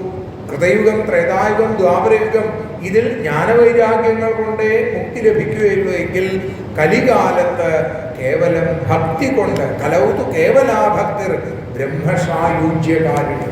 മുക്തി നേടാൻ ഭക്തി മാത്രം മതി. അതുകൊണ്ട് ഭഗവാൻ ദേവിയെ സൃഷ്ടിച്ചു. ഭഗവാന്റെ പ്രിയപ്പെട്ടവളാണ്, പ്രാണവല്ലഭയാണ്. ഒരിക്കലും ശ്രീകൃഷ്ണന്റെ അടുത്ത് ദേവി ചോദിച്ചത് ഓർമ്മയുണ്ടോ? ഞാൻ എന്താ ചെയ്യേണ്ടത് എന്ന് ചോദിച്ചപ്പോ ഭഗവാൻ എന്താ പറഞ്ഞത്? എൻ്റെ ഭക്തന്മാരെ പോഷിപ്പിക്കുക. പോഷണം സ്വേന രൂപേണ വൈകുണ്ഠേത്വം കരോഷിച്ച എന്ന് കൃഷ്ണൻ ദേവിയോട് പറഞ്ഞു. അപ്പോ ആ വാക്ക് അംഗീകരിച്ചുകൊണ്ട് അവിടുന്ന് മുക്തിയെ ഭക്തിയുടെ ദാസിയാക്കി. അതുവരെ മുക്തിക്കായിരുന്നു കേവലം, ഇപ്പൊ ഭക്തിയാണ് പ്രാധാന്യം. ജ്ഞാനവൈരാഗ്യങ്ങൾ പറഞ്ഞു. ഏതായാലും ദേവി വൈകുണ്ഠത്തിൽ സ്വസ്വരൂപത്തിൽ വസിച്ച് ആ പോഷണം നൽകുന്നു ഭക്തന്മാർക്ക്. ഭക്തന്മാരുടെ പോഷണത്തിലൂടെ ഛായാസ്വരൂപത്തിൽ ഇവിടെ നിൽക്കുകയും ചെയ്തു. ഏതായാലും കലികാലത്ത് ദേവിക്ക് കുറച്ച് ദോഷങ്ങളൊക്കെ സംഭവിച്ചു എന്ന് പറഞ്ഞില്ലേ, വിഷമിക്കേണ്ട. അവിടെയാണ് നാരദന്റെ ആ ഉറപ്പ് നമുക്ക് കാണാൻ സാധിക്കുന്നത്. എന്താ പറഞ്ഞത്? ഹരി ശം തേ കരിഷ്യസി. ഹരി ഉറപ്പായിട്ടും ദേവിയെ രക്ഷിക്കും. അങ്ങനെ പറയാനുള്ള ഒരു ഉറപ്പ് ഉണ്ടാവലാണ് ഭാഗവത ശ്രവണത്തിലുണ്ടാവേണ്ട. നമ്മള് തിരുനാമാചാര്യൻ യശശരീരനായ ആ അന്യം മാധവൻ നമ്പൂതിരി, അദ്ദേഹം ഭാഗവത സപ്താഹങ്ങൾ നടത്തുന്ന കേട്ടിട്ടുള്ള ആളുകൾക്കറിയാം. അദ്ദേഹത്തിന്റെ പ്രഭാഷണങ്ങളിൽ അദ്ദേഹം ഭാഗവതത്തെ പ്രത്യക്ഷ കൃഷ്ണസ്വരൂപമായി കണ്ടുകൊണ്ട് ആ ഭാഗവതത്തിൽ തന്റെ കൈകൾ ചേർത്ത് വെച്ചുകൊണ്ട് പറയും, ഭാഗവതമാണ് സത്യം, പൊന്നു ഗുരുവായൂരപ്പനാണ് സത്യം, വിളിച്ചോളൂ, ഭഗവാൻ കൈവിടില്ല നിങ്ങളെ എന്ന് ഉറപ്പിച്ചു പറയാനുള്ള ഒരു ആർജവം, ഒരു ഭക്തിഭാവം അത് നമുക്കുണ്ടാവേണ്ടിയിരിക്കുന്നു. അത് നമുക്ക് പലപ്പോഴും കുറച്ച് കഷ്ടിയാണ് എന്ന് പറയേണ്ടി വരും. നമുക്ക് എന്ന് പറയുന്നത് ഞാനടക്കം ഉള്ള ആളുകളുണ്ടാവാം. ആ ഒരു ഭാവത്തിലേക്ക് എത്തിക്കഴിഞ്ഞാൽ നമുക്ക് തീർച്ചയായും ഭക്തിയുണ്ടാവും. ഭക്തിയെ ദ്രോഹിക്കുന്നവർക്ക്, ഭക്തിദ്രോഹകരായേച്ച തേ സീതന്തി ജഗത്രേ ദുർവാസ ദുഃഖമാപന്ന പുരാ ഭക്തവിനന്ദന. നാരദ മഹർഷി പറയുകയാണ്, ഭക്തിയെ ഉപദ്രവിച്ചതുകൊണ്ട് അല്ലെങ്കിൽ ഭക്തനെ ഉപദ്രവിച്ചതുകൊണ്ട് ദുർവാസസ്സിന് പോലും ബുദ്ധി ഉണ്ടായി. അതുകൊണ്ട് അലം വ്രതൈരലം തീർത്ഥൈരലം യോഗൈരലം മഖൈ അലം ജ്ഞാനകഥാലാപേ ഭക്തിരേഖൈവമുക്തിദ. പ്രത്യേകമായിട്ട് പറഞ്ഞു, വ്രതങ്ങളും തീർത്ഥസ്നാനാദികളും യോഗങ്ങളും യജ്ഞങ്ങളും ജ്ഞാനവും കഥാകഥനങ്ങളും ഒക്കെ വേണമെങ്കിൽ നിങ്ങൾക്ക് ഉപേക്ഷിക്കാം. കാരണം എന്താ, ഇതൊക്കെ ഉപേക്ഷിക്കണം എന്നാണ് ഭാഗവതം പറയണമെന്നല്ല പറയേണ്ടത്. മറിച്ച് ഭക്തിയില്ലെങ്കിൽ, ഭക്തി കേവലമായ ഭക്തി കൊണ്ട് മാത്രം ഇതിൽ നിന്ന് നേടാവുന്ന പുണ്യം മുഴുവൻ നേടാനായിട്ട് സാധിക്കും. അപ്പോൾ എപ്പോഴും വേണം സദാസേവ്യ. നമുക്ക് പലപ്പോഴും സംശയങ്ങൾ ഉണ്ടാവാറുണ്ട് അല്ലേ? ഭാഗവതം രാത്രി വായിക്കാൻ പാടോ, രാമായണം കർക്കിടക മാസം കഴിഞ്ഞാൽ വായിക്കാൻ പാടോ? നമുക്ക് സംശയങ്ങളാണ്. എങ്ങനെയെങ്കിലും ഭാഗവതവും രാമായണവും നാമസങ്കീർത്തനവും ഒക്കെ ഒഴിവാക്കാൻ വേണ്ടി നമ്മൾ ആരെങ്കിലും ഒരാൾ പറഞ്ഞു അതുകൊണ്ട് അത് പാടില്ല എന്നൊക്കെ നമ്മൾ തീർച്ചപ്പെടുത്തും. ഒരിക്കലും വേണ്ടാണ്. എപ്പോ ഒക്കെ സാധിക്കണോ നാമസങ്കീർത്തനം എപ്പോ സാധിക്കണം അപ്പോൾ വേണമെന്നാണ്. കാരണം എന്താ, ജന്മലാഭ പരപുംസാം അന്തേ നാരായണ സ്മൃതി. ഭാഗവതം മറ്റൊരു സ്ഥലത്ത് പ്രമാണമായിട്ട് നമുക്ക് പറഞ്ഞു തരുന്നു, ശ്രീശുഖവാണിയായിട്ട്. അവസാനത്തിൽ ഭഗവാനെ സ്മരിക്കുക എന്നുള്ളതാണ് ജന്മലാഭം. എന്തിനെ സ്മരിച്ച് നമ്മൾ മരിക്കുന്നോ അതായി തീരും. അപ്പോ ഭഗവാനെ സ്മരിച്ചാൽ ഭഗവാനായിട്ട് തീരാം. അപ്പോ സാരൂപ്യമുക്തി നമുക്ക് ലഭിക്കും. അതുകൊണ്ടാണ് മരണം എപ്പോഴാണ് എന്ന് നമുക്ക് അറിയാത്തത് കൊണ്ട് എപ്പോഴും ജപിച്ചുകൊള്ളൂ. ഇതാണ് നമുക്ക്. പക്ഷേ പലപ്പോഴും പല ആ വിധിയുടെ ചില ആചാരങ്ങളുടെ അനുഷ്ഠാനങ്ങളുടെ ഒക്കെ പുറകെ പോയിട്ട് നമുക്ക് സംശയങ്ങൾ തീരാതെ, അല്ലെങ്കിൽ ഇതൊക്കെ നാമസങ്കീർത്തനത്തിന് മാത്രം മുടക്കം വരുത്തുന്ന തരത്തിലൊക്കെ നമ്മൾ ചിന്തിച്ചു കൊണ്ടിരിക്കണു. അതൊന്നും വേണ്ട എന്ന് അവിടെ പ്രത്യേകമായിട്ട് പറഞ്ഞു. ഏതായാലും നാരദ മഹർഷി ഇതൊക്കെ പറഞ്ഞ് ആ ജ്ഞാനവൈരാഗ്യങ്ങളുടെ അടുത്ത് മുഖം സംയോജ്യ കർണാന്തേ ശബ്ദമുച്ചൈ സമുച്ചരൻ ജ്ഞാനപ്രബുദ്ധ്യതാം ശീഘ്രം ദേ വൈരാഗ്യ പ്രബുദ്ധ്യതാം പറയാണ്. ജ്ഞാനമേ ഉണരൂ, വൈരാഗ്യമേ ഉണരൂ. എന്താ അവിടെ നാരദ മഹർഷി വേദവും ഉപനിഷത്തുകളും അതേപോലെ മഹാഭാരത സാരമായിരിക്കുന്ന ഭഗവത്ഗീതയും ഒക്കെ ഉപദേശിച്ചിട്ടും കണ്ണുകൾ തുറന്നു ചുറ്റുമെന്ന് നോക്കി കോട്ടുമായിട്ടു ഉമിനീരൊലിപ്പിച്ച് വീണ്ടും കിടന്നുറങ്ങി. അപ്പോ നാരദ മഹർഷിക്ക് വല്ലാത്ത അത്ഭുതമായി. അപ്പോഴാണ് ഒരു അശരീരി ഉണ്ടായത്. പറഞ്ഞു, അങ്ങ് വിഷമിക്കേണ്ട.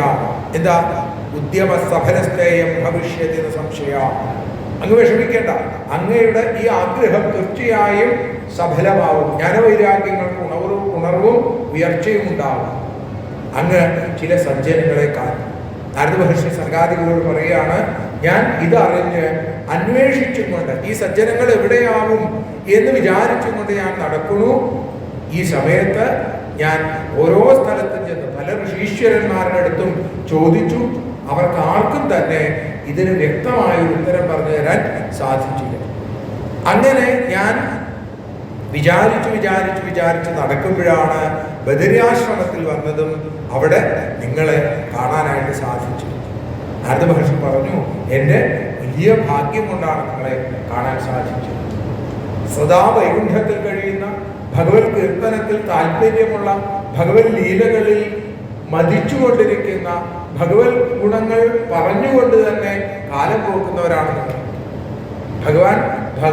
ഭഗവാൻ നേരിട്ട് നിത്യവും നിങ്ങൾക്ക് ശരണത്തെ നൽകിക്കൊണ്ടിരിക്കുന്നു. അതുകൊണ്ട് ഞാൻ എന്താണ് ചെയ്യേണ്ടത്? ഭാഗ്യം കൊണ്ട് നിങ്ങളെ കാണാനായിട്ട് സാധിച്ചു. സനകാദി യോഗീശ്വരന്മാര് ചിരിച്ചും കൊണ്ട് പറഞ്ഞു, മാ ചിന്താം ഒരു ദേവഋഷി ഹർഷം ചിത്തെ സമാധാനം. അങ്ങ് എന്തിനാ അങ്ങനെ വിഷമിക്കുന്നത്? അങ്ങ് സന്തോഷമായിട്ടിരിക്കൂ. കാരണം അങ്ങ് ആരാണ്? അഹോ നാരദ ധന്യോസി വിരക്താനാം ശിരോമണി സദാ ശ്രീകൃഷ്ണദാസാനാമഗ്രണി യോഗഭാസ്കര. അങ്ങ് ആരാണ്? ശ്രീകൃഷ്ണ ഭക്തന്മാരിൽ ഏറ്റവും ശ്രേഷ്ഠനായിട്ടുള്ള ആളാണ്. പല മാർഗങ്ങളും ഋഷികൾ പറഞ്ഞിട്ടുണ്ട്. പക്ഷേ അതൊക്കെ നടപ്പിലാക്കാൻ വലിയ ബുദ്ധിമുട്ടാണ്. വൈകുണ്ഠ പ്രാപ്തിക്കുള്ള മാർഗം എന്ന് പറയുന്നത് അത് വളരെ സുലഭമാണ്.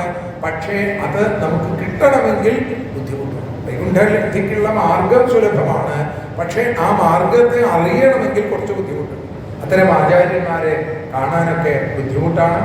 ദ്രവ്യയജ്ഞം, തപോയജ്ഞം, യോഗാനുഷ്ഠാനം, വേദജപം, ജ്ഞാനയജ്ഞം തുടങ്ങിയവയൊക്കെ കർമ്മകാണ്ഡത്തിൽ പെട്ടതാണ്.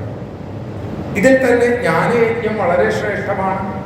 അതിൽ തന്നെ ശ്രീമദ് ഭാഗവത പുരാണ കീർത്തനം, ആ ശ്രീശുകാദികൾ പാടിയിട്ടുള്ള ആ കീർത്തനം വളരെ വിശേഷമാണ്. അത് ജ്ഞാനയജ്ഞമാണ്. ഭാഗവതം കീർത്തനം ചെയ്യുന്നത് കൊണ്ട് ജ്ഞാനവൈരാഗ്യങ്ങൾക്ക് വന്ന എല്ലാ ദോഷങ്ങളും തീർന്ന് അവർ ഉണർവിലേക്കും ഉയർച്ചയിലേക്കും വരിക തന്നെ ചെയ്യും. ആഹരി ഗർജനം കേൾക്കുന്ന മാത്രയിൽ ഘോരപാപങ്ങളാം അങ്കജങ്ങൾ ദൂരത്തിൽ ഓടിമറയുന്നു തക്ഷണം ഭാരിച്ച ഭീതിയിൽ ആതുരരായി എന്നാണ്. ആ സിംഹഗർജനം കേട്ടുകഴിഞ്ഞാൽ, ആ ഹരിയുടെ നാമഗർജനം കേട്ടുകഴിഞ്ഞാൽ എല്ലാ തരത്തിലുള്ള ദോഷങ്ങളും ഇല്ലാതെയായിട്ട് തീരും. ഇവിടെ പറഞ്ഞു, വേദങ്ങളുടെയും ഉപനിഷത്തുകളുടെയും സാരാംശത്തിൽ നിന്നാണ് ഭാഗവത കഥ ഉണ്ടായത്. നാരദ മഹർഷി നമുക്കുണ്ടാവാവുന്ന സംശയം അവിടെ സനകാദി യോഗീശ്വരനായിട്ട് ചോദിച്ചു. എന്താ? ഞാൻ വേദങ്ങളും ഉപനിഷത്തുകളും ഗീതയും ഒക്കെ അവിടെ ചൊല്ലിയതാണ്. എന്നിട്ടും വേദം ചൊല്ലിയിട്ടും ഉണർവില്ലാത്ത ആളുകൾക്ക് എങ്ങനെയാണ് ഭാഗവതം കേൾക്കുമ്പോൾ ഉണർവുണ്ടാവുന്നതെന്ന് ചോദിച്ചപ്പോ അവിടെ പറഞ്ഞു, അടിമുതൽ മുടി വരെ രസകരമായത് ആസ്വദിക്കപ്പെടില്ല. പക്ഷേ അത് ഫലരൂപത്തിൽ പുറത്തു വന്നത് അല്ലേ? ഒരു മാവിൽ എല്ലായിടത്തും അതിൻ്റെ രസമുണ്ട്, ആ മാവിൻ്റെ സ്വഭാവമുണ്ട്, മാമ്പഴത്തിൻ്റെ സ്വഭാവമുണ്ട്. പക്ഷേ അതിൻ്റെ ഇലയോ കൊമ്പോ അത് ഒക്കെ കഴിച്ചു കഴിഞ്ഞാൽ നമുക്ക് ആ രസം അനുഭവിക്കാൻ സാധിക്കില്ല. മറിച്ച് അത് മൂത്ത് പഴുത്ത് മാമ്പഴമായി കഴിഞ്ഞാൽ അതിൻ്റെ ഫലം അനുഭവിക്കാൻ സാധിക്കും. പാലിൽ നമ്മൾ ആ തൈരൊഴിച്ച് അത് തൈരായി മാറി വെണ്ണയായി അതിനെ ഉരുക്കിയെടുത്ത് നെയ്യാക്കി മാറ്റിയാലേ വിളക്കിൽ ഒഴിച്ചാൽ അത് കത്തിക്കാൻ ഉപയോഗമാവുകയുള്ളൂ. പാലിൽ നിന്നാണ് നെയ്യുണ്ടാകുന്നത് വിചാരിച്ച് പാലൊഴിച്ചാൽ വിളക്ക് കത്തില്ല. ഇതേപോലെ വേദതുല്യമായിരിക്കുന്ന ഭാഗവതം എന്നുള്ള പുരാണം ഭക്തി, ജ്ഞാന, വൈരാഗ്യങ്ങൾ ഇവയുടെ പ്രകാശത്തിന് വേണ്ടി ഉണ്ടാക്കിയിട്ടുള്ളതാണ്. അതാണ് വേണ്ടത് പോലെ പാടുക. അത് കേൾക്കുന്ന ആ അവസ്ഥയിൽ അവർക്ക് ഉണർവുണ്ടാവും എന്നും അവിടെ സൂചിപ്പിച്ചു. നാശം വിധായി തതോദയതേ വിവേകമുണ്ടാവും, അന്ധകാരത്തിൽ നിന്ന് നശിക്കും എന്നും അവിടെ സൂചിപ്പിച്ചു. ഏതായാലും ആ ഭക്തിദേവിയുടെ ദുഃഖത്തിനെ ഇല്ലാതെയാക്കിക്കൊണ്ട് സനകാദി യോഗീശ്വരന്മാര് ഗംഗാതീരത്ത് അവിടെ ആനന്ദതടം എന്നുള്ള സ്ഥലത്ത് വെച്ച് നാരദ മഹർഷിയെ മുഖ്യ ശ്രോതാവാക്കിക്കൊണ്ട് അവിടെ ജ്ഞാനയജ്ഞം, ഭാഗവത യജ്ഞം ആരംഭിക്കുകയാണ്. അവിടേക്ക് എത്തിച്ചേർന്നവര് സാധാരണ മനുഷ്യർ മാത്രമല്ല. ഹിമാലയം തുടങ്ങിയ പർവ്വതങ്ങൾ, ഗംഗ തുടങ്ങിയ നദികൾ, പിന്നെ ഭൃഗു, വസിഷ്ഠൻ, ച്യവനൻ, ഗൗതമൻ തുടങ്ങിയ നിരവധിയായിട്ടുള്ള മഹർഷീശ്വരന്മാര്, ദേവന്മാര്, വേദാന്തങ്ങൾ, വേദങ്ങൾ, മന്ത്രങ്ങൾ, തന്ത്രങ്ങൾ, 17 പുരാണങ്ങൾ, 6 വേദാംഗങ്ങൾ, പിന്നെ ആ പുഷ്കരം തുടങ്ങിയ തടാകങ്ങൾ, ഗോകർണാദി ക്ഷേത്രങ്ങൾ എന്ന് വേണ്ട ഈ ലോകത്ത് ഭാഗവതത്തെ ആഗ്രഹിക്കുന്ന സകലരും സ്വരൂപം സ്വീകരിച്ച് അവിടെ വന്നു. അപ്പോഴും ഉണ്ടായി എന്നാണ്. ചില ആളുകൾ, ദുരഭിമാനമുള്ള ചിലർ, നമ്മൾ നേരത്തെ പറഞ്ഞില്ലേ ഈഗോ ഉള്ള ആളുകൾ, അവരവിടെ വന്നില്ല എന്ന് പറയുന്നു. അപ്പോൾ എന്ത് ചെയ്തു? അവിടെ ചെന്ന് അവരെ പ്രത്യേകമായിട്ട് ക്ഷണിച്ചു കൊണ്ടുവന്നു. ഭൃഗു മഹർഷിയാണത്രേ അതിന് പ്രത്യേകമായിട്ട് ചെന്നത്. ഗുരുത്വാ തത്ര നായാതാൻ ഭൃഗു സംബോധ്യ ജാനയിൽ, അവിടെ പ്രത്യേകമായിട്ട് പറഞ്ഞ് ഭൃഗു അവരെയും കൊണ്ടുവന്നു. എല്ലാവരും വന്നു. ശ്രീകൃഷ്ണ കഥകൾ കേൾക്കാനുള്ള താല്പര്യം അത് മാത്രമേ അവർക്ക് ഉള്ളൂ, വേറെ ഒന്നുമില്ല. അവിടെ നാരദ മഹർഷി മുഖ്യ ശ്രോതാവ്, മുഖ്യ വക്താവായിട്ട് സനകാദി യോഗീശ്വരന്മാര്, വൈഷ്ണവന്മാര്, വിരക്തന്മാര്, സന്യാസികൾ, ബ്രഹ്മചാരികൾ അവര് ആദ്യം തന്നെ ഇരുന്നു. അവരുടെ മുമ്പിലാണ്, ഏറ്റവും മുമ്പിലാണ് നാരദ മഹർഷി ഇരുന്നത്. ഋഷികളുടെ സമൂഹം, ദേവഗണങ്ങള്, വേദോപനിഷത്തുകള്, തീർത്ഥങ്ങൾ, പിന്നെ സ്ത്രീകള്, ജയശബ്ദം, നമശബ്ദം, ഗോവിന്ദനാമ സങ്കീർത്തനമൊക്കെ മുഴങ്ങി. അങ്ങനെ എല്ലാവരും ഏവം ത്വേഷ്വേകചിത്തേഷു, ഏകചിത്തരായി, മനസ്സിൽ മറ്റൊരു ചിന്തയും വരാതെ ഒരൊറ്റ ചിന്തയിൽ അവരിങ്ങനെ ഇരിക്കുന്ന സമയത്ത് ആ ശുഖശാസ്ത്രം എന്ന് അറിയപ്പെടുന്ന ശ്രീമദ് ഭാഗവതത്തിന്റെ മഹിമ വർണ്ണിക്കും. അത് കേട്ടുകഴിഞ്ഞാൽ തന്നെ മുക്തി നമ്മളുടെ കൈകളിലെത്തും എന്നൊക്കെയാണ് പറയുന്നത്. ഭാഗവത കഥ എല്ലാ സമയത്തും കേൾക്കുകയും അനുസ്മരിക്കുകയും ചെയ്യേണ്ടതാണ്. ഈ ഭാഗവത മാഹാത്മ്യത്തിലെ അധ്യായത്തിലെ 3-ാമത്തെ അധ്യായത്തിൽ അവിടെ പ്രത്യേകമായിട്ട് പറഞ്ഞു, അഥതേ വർണ്യതേഷ്മാഭിർ മഹിമാ ശുകശാസ്ത്രജ യസ്യ ശ്രവണമാത്രേണ മുക്തി കരതലേ സ്ഥിത സദാസേവ്യ സദാസേവ്യ ശ്രീമദ് ഭാഗവതീ കഥ. എപ്പോഴും വേണമെന്നാണ്. പലപ്പോഴും നമുക്ക് നേരത്തെ പറഞ്ഞ പോലെ സംശയം ഉണ്ടാവാം. പക്ഷെ ഭാഗവതം പ്രമാണമായിട്ട് നമുക്ക് പറഞ്ഞു തരുന്നു. എപ്പോഴൊക്കെ ഭഗവാന്റെ കഥകൾ പാടാൻ സാധിക്കുമോ അപ്പോഴൊക്കെ പാടിക്കൊള്ളുന്നതാണ്. ഇനി ഒരു സംശയമേ വേണ്ട എന്ന് ഭാഗവതം നമുക്ക് കാണിച്ചു തരുന്നു. അത് കേൾക്കുന്ന യസ്യ ശ്രവണമാത്രേണ മുക്തി കരതലേ സ്ഥിത. ഇവിടെ പറഞ്ഞു ഹരിശ്ചിത്തം സമാശ്രയം, ഭഗവാന്റെ ആ സ്വരൂപം ഹൃദയത്തിൽ പ്രകാശിക്കുക തന്നെ ചെയ്യും എന്നും അവിടെ സൂചിപ്പിച്ചു. എവിടെയാണോ ഭാഗവത കഥ നടക്കുന്നത് ആ ഗൃഹം തീർത്ഥതുല്യമാണ്. അവിടെ താമസിക്കുന്നവരുടെ പാപങ്ങൾ മുഴുവൻ തീരുന്നു. 1000 അശ്വമേധം, 100 വാജപേയം ഇതൊക്കെ നടത്തിയാലും ഭാഗവത പാരായണത്തിന് തുല്യമാവില്ല.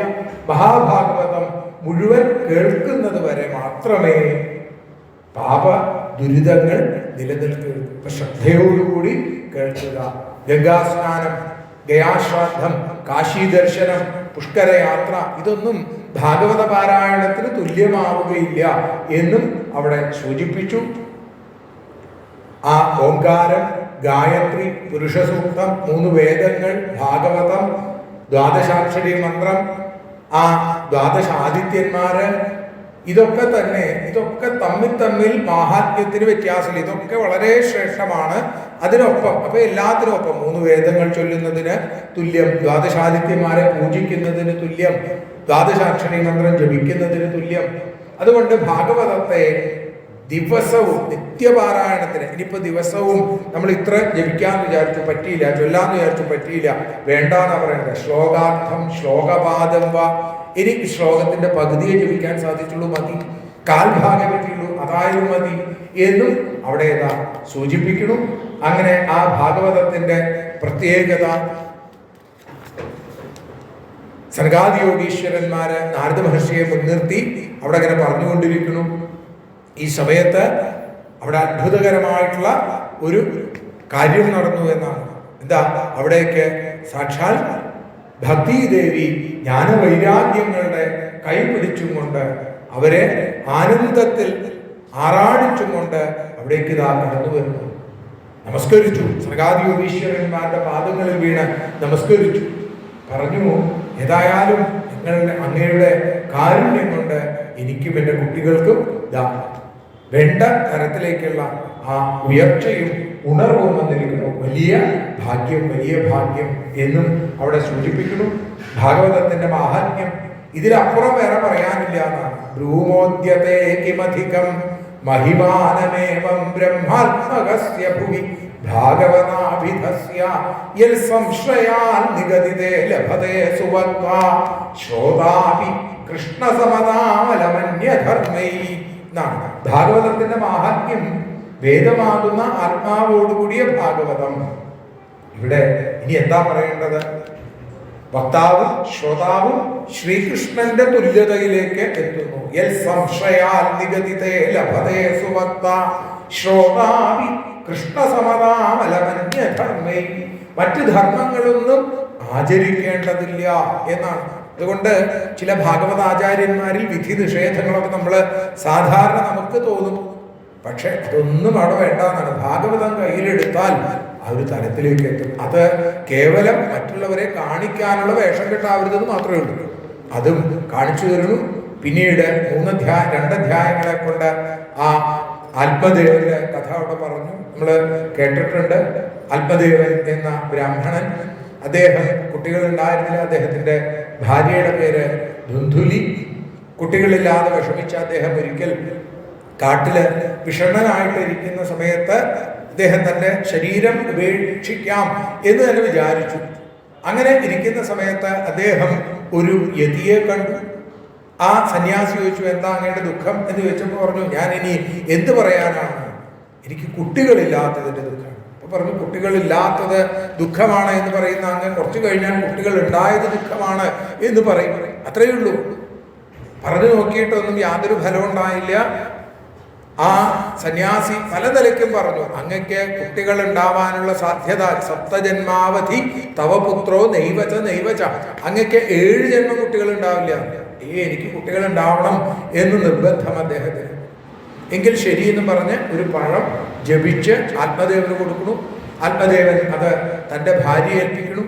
എന്നാൽ ഈ ധുന്ധുലി കുട്ടികൾ ഉണ്ടാവുന്നതിൽ ലവലേശം താല്പര്യമില്ലാത്തൊരു പെൺകുട്ടി.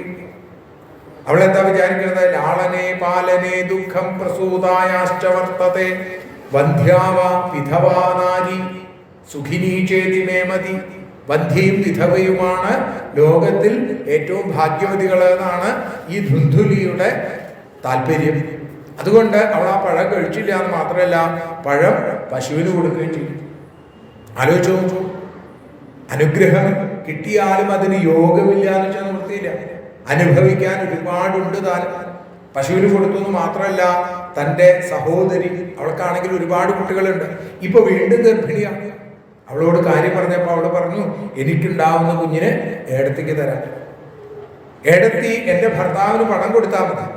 പണം കിട്ടിയാൽ സ്വന്തം മകനെ വിൽക്കുന്ന ഒരു നരാധമൻ എന്നല്ലേ അദ്ദേഹത്തിനെ പറയാൻ സാധിക്കുള്ളൂ.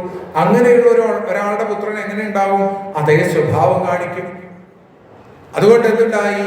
ഈ അനുജത്തിക്ക് പുത്രൻ ഉണ്ടായപ്പോ അനുജത്തിയുടെ പുത്രൻ മരിച്ചുപോയി എന്നും തനിക്ക് ഉണ്ടായ പുത്രനാണ് ഇത് എന്നും തനിക്ക് പാല് കൊടുക്കാനില്ല, അനുജത്തി പാല് കൊടുത്താൽ മതി എന്നൊക്കെ പറഞ്ഞ് പാവം ആത്മദേവനെ പറ്റിച്ചു. അദ്ദേഹം അതൊക്കെ വിശ്വസിക്കുകയും ചെയ്തു. തനിക്കുണ്ടായ ഉണ്ണിയാണ്. ധുന്ധുലി ഒരു കാര്യം കൂടി ചെയ്തു. തൻ്റെ മകനാണ് എന്ന് പ്രത്യേകം ആളുകൾ അറിയാൻ വേണ്ടിയിട്ട്, ഇപ്പോഴത്തെ കാലത്തും ഇങ്ങനെയൊക്കെ ആളുകൾ ചെയ്യും ഇല്ലേ, തൻ്റെ പേര് ചേർത്ത പേര് കുട്ടികൾക്ക് ഇടുക. ധുന്ധുലി അങ്ങനെയാണ്. ധുന്ധുകാരി എന്നാണ് പേരിട്ടത്. ധുന്ധുകാരി മഹാഖല, മഹാദുഷ്ടനായിട്ടുള്ള ഒരു ഉണ്ണിയായിട്ട് വളർന്നു. ഉണ്ണി വളരുന്നതിനനുസരിച്ച് ദുഷ്ടത വളർന്നു വന്നു. പഴം കഴിച്ച പശു ഒരു കുഞ്ഞിന് ജന്മം കൊടുത്തു. ആ കുഞ്ഞിന് ചെവി മാത്രം പശുവിനെ പോലെ, ഒരു നല്ല മനുഷ്യക്കുട്ടി, പക്ഷെ ചെവി മാത്രം പശുവിനെ പോലെ. അതുകൊണ്ട് ഗോകർണൻ എന്ന് പേരിട്ടു. ഗോകർണനോ മഹാജ്ഞാനിയാണ്, ധുന്ധുകാരി മഹാഖലനാണ്. ഏതായാലും ദൈവഗത്യ ചെവി മാത്രം പശുവിൻ്റെതായ ആ ഉണ്ണിക്ക് ഗോകർണൻ എന്ന് പേരിട്ടു. ഗോകർണ പണ്ഡിതോ ജ്ഞാനി ധുന്ധുകാരി മഹാഖല. ഇങ്ങനെ ആ ശുദ്ധമോ പുളിയോ ഇല്ലാതെ ദുഷിച്ച ഭക്ഷണം കഴിച്ച് ആ കുട്ടിക്കാലം മുതൽ തന്നെ ഏറ്റവും മോശക്കാരനായി ജീവിച്ച ധുന്ധുകാരി തൻ്റെ പിതൃസമ്പത്ത് മുഴുവൻ വേശ്യാസംസർഗം ചെയ്ത് നശിപ്പിച്ചു. മാതാപിതാക്കളെ തല്ലുക, എന്തൊക്കെ ദുഷിച്ച പ്രവർത്തികളാണ് ചെയ്തതെന്ന് വെച്ചാൽ തീരില്ല. അങ്ങനെ എല്ലാം നശിച്ചു കഴിഞ്ഞപ്പോൾ അദ്ദേഹത്തിന് വല്ലാത്ത വിഷമായി. ഈ സമയത്ത് ഗോകർണൻ തൻ്റെ പിതാവിന് നൽകുന്ന ഉപദേശം, അച്ഛാ, ഈ സംസാരം വളരെ നിസ്സാരമാണ്. അത് പലപ്പോഴും ദുഃഖത്തെ നൽകുന്നതാണ്. ഈ ദുഃഖത്തിൽ നിന്ന് രക്ഷ നേടണമെങ്കിൽ എന്ത് വേണം? ഈ സംസാരവുമായിട്ടുള്ള ബന്ധം തീർക്കണം. അച്ഛൻ വിചാരിക്കുന്നു ഈ മകൻ എന്ന്, പക്ഷേ ഈ മകൻ അച്ഛൻ്റെതാണ്, ധനം അച്ഛൻ്റെതാണ്.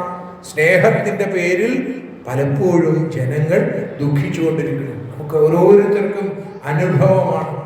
മക്കളുണ്ടാകുന്നതിൻ്റെ ദുഃഖം, അവരില്ല ആദ്യം ഉണ്ടാകാത്തത് കൊണ്ടുള്ള ദുഃഖം, ഉണ്ടായിക്കഴിഞ്ഞാൽ അവരെ വളർത്തുന്നത് കൊണ്ടുള്ള ദുഃഖം, വളർന്നു കഴിഞ്ഞാൽ അവർ നമ്മളെ വേണ്ട പോലെ ഗൗനിക്കുന്നില്ല എന്നുള്ളതിൻ്റെ ദുഃഖം. ഇങ്ങനെ പലപ്പോഴും ദുഃഖങ്ങൾ ദുഃഖങ്ങൾ ദുഃഖങ്ങൾ. അപ്പോൾ ഇവിടെ പറഞ്ഞു കൊടുത്തു, നോക്കൂ, ഇന്ദ്രന് പോലും ലവലേശം സുഖമില്ല, ചക്രവർത്തിക്കും സുഖമില്ല. അപ്പോ എപ്പോഴാണ് സുഖമുണ്ടാവുന്നത്? ഏകാന്തമായി ജീവിക്കുന്ന ഒരു മുനിക്ക് മാത്രമാണ് പലപ്പോഴും സുഖത്തെ അനുഭവിക്കാനായിട്ട് സാധിക്കുന്നത്. പറഞ്ഞു, സുഖമസ്തി വിരക്തസ്യ മുനേരേകാന്ത ജീവിതം. അച്ഛൻ ഇതൊക്കെ ഉപേക്ഷിച്ചു പൊക്കോളും. ഈ മകൻ എന്നുള്ള രൂപത്തിലുള്ള അജ്ഞാനത്തെ അച്ഛൻ ഉപേക്ഷിക്കാം. ബോധശൂന്യതയുടെ ഫലം നരകമാണ്. അതുകൊണ്ട് എന്ത് വേണം? ഈ ശരീരം ഇന്നല്ലെങ്കിൽ നാളെ നശിക്കുമെന്ന് കരുതി സർവവും ഉപേക്ഷിച്ച് കാട്ടിലേക്ക് പോവുക. ഇതാണ് വേണ്ടത്. ഗോകർണന്റെ ഉപദേശം ആ അച്ഛനെ നല്ലപോലെ ബോധിച്ചു. ആ സ്നേഹപാശത്തെ അദ്ദേഹം ഉപേക്ഷിച്ചു എന്ന് പറയുന്നു. അങ്ങനെ അദ്ദേഹം അവിടുന്ന് പോയി. അമ്മയും കുറെ കഴിഞ്ഞപ്പോൾ പൊട്ടക്കിണറ്റിൽ ചാടി തൻ്റെ ശരീരം ഉപേക്ഷിച്ചു. ഇപ്പോ ധുന്ധുകാരിക്ക് എന്തായ അവസ്ഥ? ആരും ചോദിക്കാനില്ല, പണ്ടേ ഇല്ല. ഇപ്പോ പ്രത്യേകിച്ച് അവരുടെ ഭൗതിക സാന്നിധ്യവുമില്ല. ആ കുലടകളായിട്ടുള്ള സ്ത്രീകളോടുകൂടി ജീവിച്ച് അദ്ദേഹം ഒരിക്കൽ ഒരു രാജ കൊട്ടാരത്തിൽ നിന്ന് നിരവധിയായിട്ടുള്ള വസ്തുക്കളൊക്കെ എടുത്തുകൊണ്ടുവന്നു. അവർ വിചാരിച്ചു, നമ്മുടെ പ്രിയപ്പെട്ട ഈ ധുന്ധുകാരിയെ നമുക്ക് പ്രിയപ്പെട്ടതാണെന്ന് നമ്മൾ നടിക്കുന്ന ഈ കുലടകളായിട്ടുള്ള സ്ത്രീകൾ വിചാരിക്കുകയാണ്, ഇവൻ എന്നെങ്കിലും രാജാവിൻ്റെ കിങ്കരന്മാരുടെ പിടിയിൽപ്പെട്ടാൽ നമ്മളും അതിൽ പ്രശ്നക്കാരാണ്. അതുകൊണ്ട് നമുക്ക് എന്ത് ചെയ്യാം? ഇവനെ ജീവനോടെ കൊല്ലുക എന്ന് തീർച്ചപ്പെടുത്തി ആ ധുന്ധുകാരിയെ അഗ്നിയിൽ മുക്കി അങ്ങോട്ട് കൊന്നു എന്നാണ്. ജീവനോടെ കൊന്ന ആ ധുന്ധുകാരി ഗതി കിട്ടാത്ത പ്രേതമായിട്ട് അലയുന്നു. ഗോകർണനോ പലയിടത്ത് തീർത്ഥ സ്നാനങ്ങളൊക്കെ കഴിഞ്ഞ് ഭഗവത് നാമങ്ങൾ ജപിച്ചും കൊണ്ട് അദ്ദേഹം തൻ്റെ ഗൃഹത്തിലേക്ക് തിരിച്ചെത്തുമ്പോഴാണ് അവിടെ അത്ഭുതകരമായിട്ടുള്ള ചില സംഭവങ്ങൾ, പല രൂപങ്ങൾ തൻ്റെ മുമ്പിൽ നൃത്തം വയ്ക്കുന്നത്. ചിലപ്പോൾ ആനയെ പോലെ, ചിലപ്പോൾ മറ്റൊരു മൃഗസ്വരൂപത്തിൽ. തൻ്റെ കയ്യിലുണ്ടായിരുന്ന ഗംഗാജലം അദ്ദേഹം തളിച്ചതും അവിടുന്ന് ആ സ്വരൂപം സംസാരിക്കാനായിട്ട് തുടങ്ങി. എന്താ പറഞ്ഞത്? അഹം ഭ്രാതാത്വദീയോസ്മി ധുന്ധുകാരീതി നാമത. ഞാൻ അങ്ങയുടെ സഹോദരനായ ധുന്ധുകാരിയാണ്. ഞാൻ ചെയ്ത പ്രവൃത്തികളെ കൊണ്ട് എനിക്ക് ഒരുപാട് ദോഷങ്ങൾ വന്നു. ഞാൻ ബ്രാഹ്മണപുത്രനായിട്ട് ജനിച്ച ആളാണ്, പക്ഷേ എൻ്റെ ബ്രഹ്മത്വം നശിച്ചു. അജ്ഞാനം കൊണ്ട് ഞാൻ ചെയ്ത ദുഷ്കർമ്മങ്ങൾ അതിന് കണക്കില്ല. പലരെ ഞാൻ കൊന്നു, പല സ്ത്രീകളുമായി ഞാൻ രമിച്ചു, ഇങ്ങനെ പല പല ദോഷങ്ങൾ ചെയ്തു. അതുകൊണ്ട് അഹോബന്ധോ കൃപാസിന്ധോ ഭ്രാതർമാശുമോചയ, എന്നെ ഇതിൽ നിന്ന് മോചിപ്പിക്കണേ. ഗോകർണൻ പറഞ്ഞു, ഞാൻ ഗയാശ്രാദ്ധമൊക്കെ നടത്തിയതാണല്ലോ, എന്നിട്ടും അങ്ങക്ക് എന്തുകൊണ്ട് മോചനം ലഭിച്ചില്ല? പറഞ്ഞു, ഗയാശ്രാദ്ധം ഒരു 100 ഗയാശ്രാദ്ധം നടത്തിയാലും എനിക്ക് മോചനം ഉണ്ടാവില്ല, വേറെന്തെങ്കിലും വേണം എന്ന് പറഞ്ഞപ്പോൾ സർഗാദി യോഗീശ്വരന്മാര് നാരദ മഹർഷിയുടെ അടുത്ത് ഭാഗവത കഥാകഥനത്തിന്റെ ആ പ്രത്യേകത, അതിൻ്റെ ആ മാഹാത്മ്യം വർണ്ണിക്കാൻ വേണ്ടിയിട്ടാണ് ഇതിങ്ങനെ പറഞ്ഞത് ഈ കഥ. അപ്പോ ഗോകർണൻ സൂര്യഭഗവാനെ, സൂര്യഗതിയെ തടഞ്ഞു നിർത്തി ചോദിച്ചു, എന്ത് ചെയ്യണം ഞാൻ? സൂര്യഭഗവാന്റെ വാക്കുകൾ അവിടെ നമുക്ക് കാണാനായിട്ട് സാധിക്കും. ശ്രീമദ് ഭാഗവതാൻ മുക്തി സപ്താഹം വാചനം കുരു. സപ്താഹമായിട്ട് ശ്രീമദ് ഭാഗവതം കേൾപ്പിക്കൂ, പ്രേതത്തിന് പോലും മുക്തി നൽകുന്നതാണ് അത് എന്ന് പറഞ്ഞ് ഗോകർണന്റെ നേതൃത്വത്തിൽ അവിടെ സപ്താഹം ആരംഭിച്ചു. സപ്താഹത്തിന് നിരവധി ആളുകൾ വന്നു. പക്ഷേ ഈ പ്രേതത്തിന് ഇരിക്കാൻ പറ്റിയൊരു സ്ഥലമില്ല. ഒരു മുളന്തണ്ടില് 7 കമ്പുകളുള്ള മുളന്തണ്ടിലേക്ക് പ്രേതത്തെ ആവാഹിച്ചിരുത്തി ആ പ്രേതം കൂടി കേൾക്കാൻ പാകത്തിന് ഭാഗവത പാരായണം ആരംഭിച്ചു. വായുവിന്റെ രൂപത്തിലാണ്, അതുകൊണ്ടാണ് മുളയിലേക്ക് ചേർത്ത് വെച്ചത്. 1ാമത്തെ ദിവസത്തെ പാരായണം കഴിഞ്ഞപ്പോൾ ആദ്യത്തെ കമ്പ് മുറിഞ്ഞു, 2ാമത്തെ ദിവസം 2ാമത്തെ, അങ്ങനെ 7ാമത്തെ ദിവസം ദ്വാദശ സ്കന്ധം പൂർത്തിയായി കഴിഞ്ഞപ്പോൾ ആ ഏഴാമത്തെ കമ്പും പൊളിഞ്ഞു. അതിൽ നിന്ന് ആ പ്രേതാവസ്ഥ മാറി ആ ഭഗവത് സ്വരൂപത്തോടുകൂടി മേഘശ്യാമളവർണ്ണനായി മിന്നിത്തിളങ്ങുന്ന പീതാംബരധാരിയായി മിന്നിത്തിളങ്ങുന്ന സാക്ഷാൽ പൊന്നുഗുരുവായൂരപ്പനെ പോലെ ഈ ധുന്ധുകാരി മുമ്പിൽ വന്ന് നിൽക്കുന്നു. കാക്കൽ വീണിങ്ങനെ നമസ്കരിച്ചു. അത്ഭുതമായി ഗോകർണന്. അത്ഭുതം ഇതിൽ മാത്രമല്ല, ആ സമയത്ത് വിഷ്ണു പാർഷദന്മാര് വിമാനവുമായിട്ട് വന്ന് ഈ ധുന്ധുകാരിയെ വിമാനത്തിലേക്ക് കൈപിടിച്ചു കയറ്റുന്നു. ഗോകർണൻ തുറന്നു ചോദിച്ചു, അത്രൈവ ബഹവസന്ധി, എത്രയോ ആളുകൾ ഇവിടെ ഉണ്ട്. ശ്രോതാരോമേ മമ നിർമ്മല, അല്ലയോ ആ നിർമ്മല മനസ്സുള്ള പ്രിയപ്പെട്ട വിഷ്ണു പാർഷദന്മാർ, ഇവിടെ എത്രയോ ആളുകളുണ്ട്. പക്ഷേ എന്തുകൊണ്ട് ഒരാളെ മാത്രം നിങ്ങൾ കൊണ്ടുപോകണു എന്ന് ചോദിച്ചപ്പോ വിഷ്ണു പാർഷദന്മാർ പറഞ്ഞു, ശ്രവണസ്യ വിഭേദേന ഫലഭേദോത്ര സംസ്ഥിത. കേട്ടത് എല്ലാവരും കേട്ടു, പക്ഷേ ആ കേൾക്കലിനൊരു വ്യത്യാസം ഉണ്ടായിരുന്നു എന്നാണ്. അതാണ് ആദ്യത്തിൽ പറഞ്ഞത്, സാവധാനതയാ ശൃണു. കേൾക്കുക മാത്രമല്ല, ധുന്ധുകാരി ചെയ്തത് മനനം കൂടി അദ്ദേഹം നടത്തിയിരുന്നു. ശ്രവണവും മനനവും. ആ കേട്ടതിനെ വീണ്ടും വീണ്ടും വീണ്ടും മനനം ചെയ്തു. മനസ്സിന്റെ മാലിന്യങ്ങൾ അകന്നു പോവാൻ മനനം കൊണ്ടേ സാധിക്കുള്ളൂ. ഇത് കേട്ടപ്പോ വീണ്ടും ഒരു സപ്താഹം അവിടെ നടത്തുകയാണ്. പുനഃശ്രവാന്തേ സർവേഷാം. ആ വീണ്ടും ഒരു സപ്താഹം നടന്നു. അതിൽ സകല ആളുകൾക്കും ഭഗവാന്റെ പദത്തിലേക്ക് എത്തിച്ചേരാനായിട്ട് സാധിച്ചു. സാക്ഷാൽ ഭഗവാൻ അവിടെ പ്രത്യക്ഷപ്പെട്ടു. ആ പാഞ്ചജന്യ ധ്വനി മുഴക്കിക്കൊണ്ടുവന്ന ഭഗവാൻ ഗോകർണനെ ആലിംഗനം ചെയ്തു. അവിടെ പാഞ്ചജന്യധ്വനിം ചക്രേ ഹർഷാത്തത്ര സ്വയം ഹരി ഗോകർണം തു സമാലിംഗ്യാൽ കരോത്സൽസദൃശം ഹരി. തന്നെ പോലെയാക്കി മാറ്റി. വക്താവിനെയും ശ്രോതാവിനെയും തന്നെ പോലെയാക്കി മാറ്റുന്ന ഭാഗവതം ഭഗവാനെ പോലെയാക്കി മാറ്റി. അവിടെ ധുന്ധുകാരിയാക്കി, ഗോകർണനെയും ആക്കി. എന്നിട്ട് പറയാണ്, ശ്രീരാമൻ അയോധ്യാവാസികളെ ആ സരയൂ നദിയിൽ മുക്കി എല്ലാവരെയും ഗോലോകത്തിലേക്ക് കൊണ്ടുപോയതുപോലെ കൃഷ്ണനും ഗോലോകത്തിലേക്ക് കൊണ്ടുപോയി. ഗോകർണാദികളാകുന്ന സകല ഭാഗവതന്മാരെയും അവിടുന്ന് കൊണ്ടുപോയി. ആ കഥാമൃതം കർണത്തിലൂടെ വേണ്ട പോലെ കേട്ട ആളുകൾക്ക് പിന്നീട് ജനന ദുഃഖങ്ങൾ അനുഭവിക്കേണ്ടി വന്നിട്ടില്ല എന്ന് അവിടെ പ്രത്യേകമായിട്ട് സൂചിപ്പിച്ചു. പ്രത്യേകം ഇതിന്റെ ഫലശ്രുതി കൂടി പറഞ്ഞു. ഇതിഹാസമിമം പുണ്യം ശാണ്ഡില്യോപി മുനീശ്വരം പഠതേ ചിത്രകൂടസ്ഥോ ബ്രഹ്മാനന്ദ പരിപ്ലുത. ഇവിടെ മുനീശ്വരനായ ശാണ്ഡില്യൻ ചിത്രകൂടത്തിൽ ഇരുന്നു കൊണ്ട് ബ്രഹ്മാനന്ദം അനുഭവിച്ചുകൊണ്ട് ഈ ഇതിഹാസത്തെ കേട്ടുകൊണ്ടിരിക്കുന്നു. സകല ദോഷങ്ങളും തീർക്കുന്നതാണ് ഈ ആഖ്യാനം എന്നും അവിടെ സൂചിപ്പിച്ചു.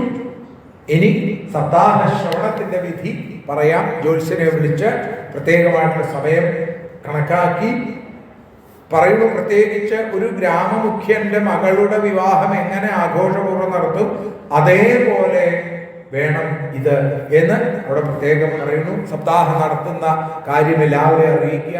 വരുന്ന ആളുകൾക്കൊക്കെ ഭക്ഷണം കൊടുക്കുക, അവരുടെ സൗകര്യങ്ങൾ നോക്കുക. അല്പാഹാരമോ അമിതാഹാരമോ പാടില്ല. ആഹാരം കഴിക്കേണ്ടത് എന്തിനു വേണ്ടിയിട്ടാണ്? സപ്താഹം കേൾക്കാനുള്ള ആ ശ്രദ്ധ ഉണ്ടാവാൻ വേണ്ടിയിട്ടാണ്. സകല ആളുകളെയും ഭാഗവതത്തിന്റെ മാഹാത്മ്യം പ്രത്യേകമായിട്ട് ബോധ്യപ്പെടുത്തണം.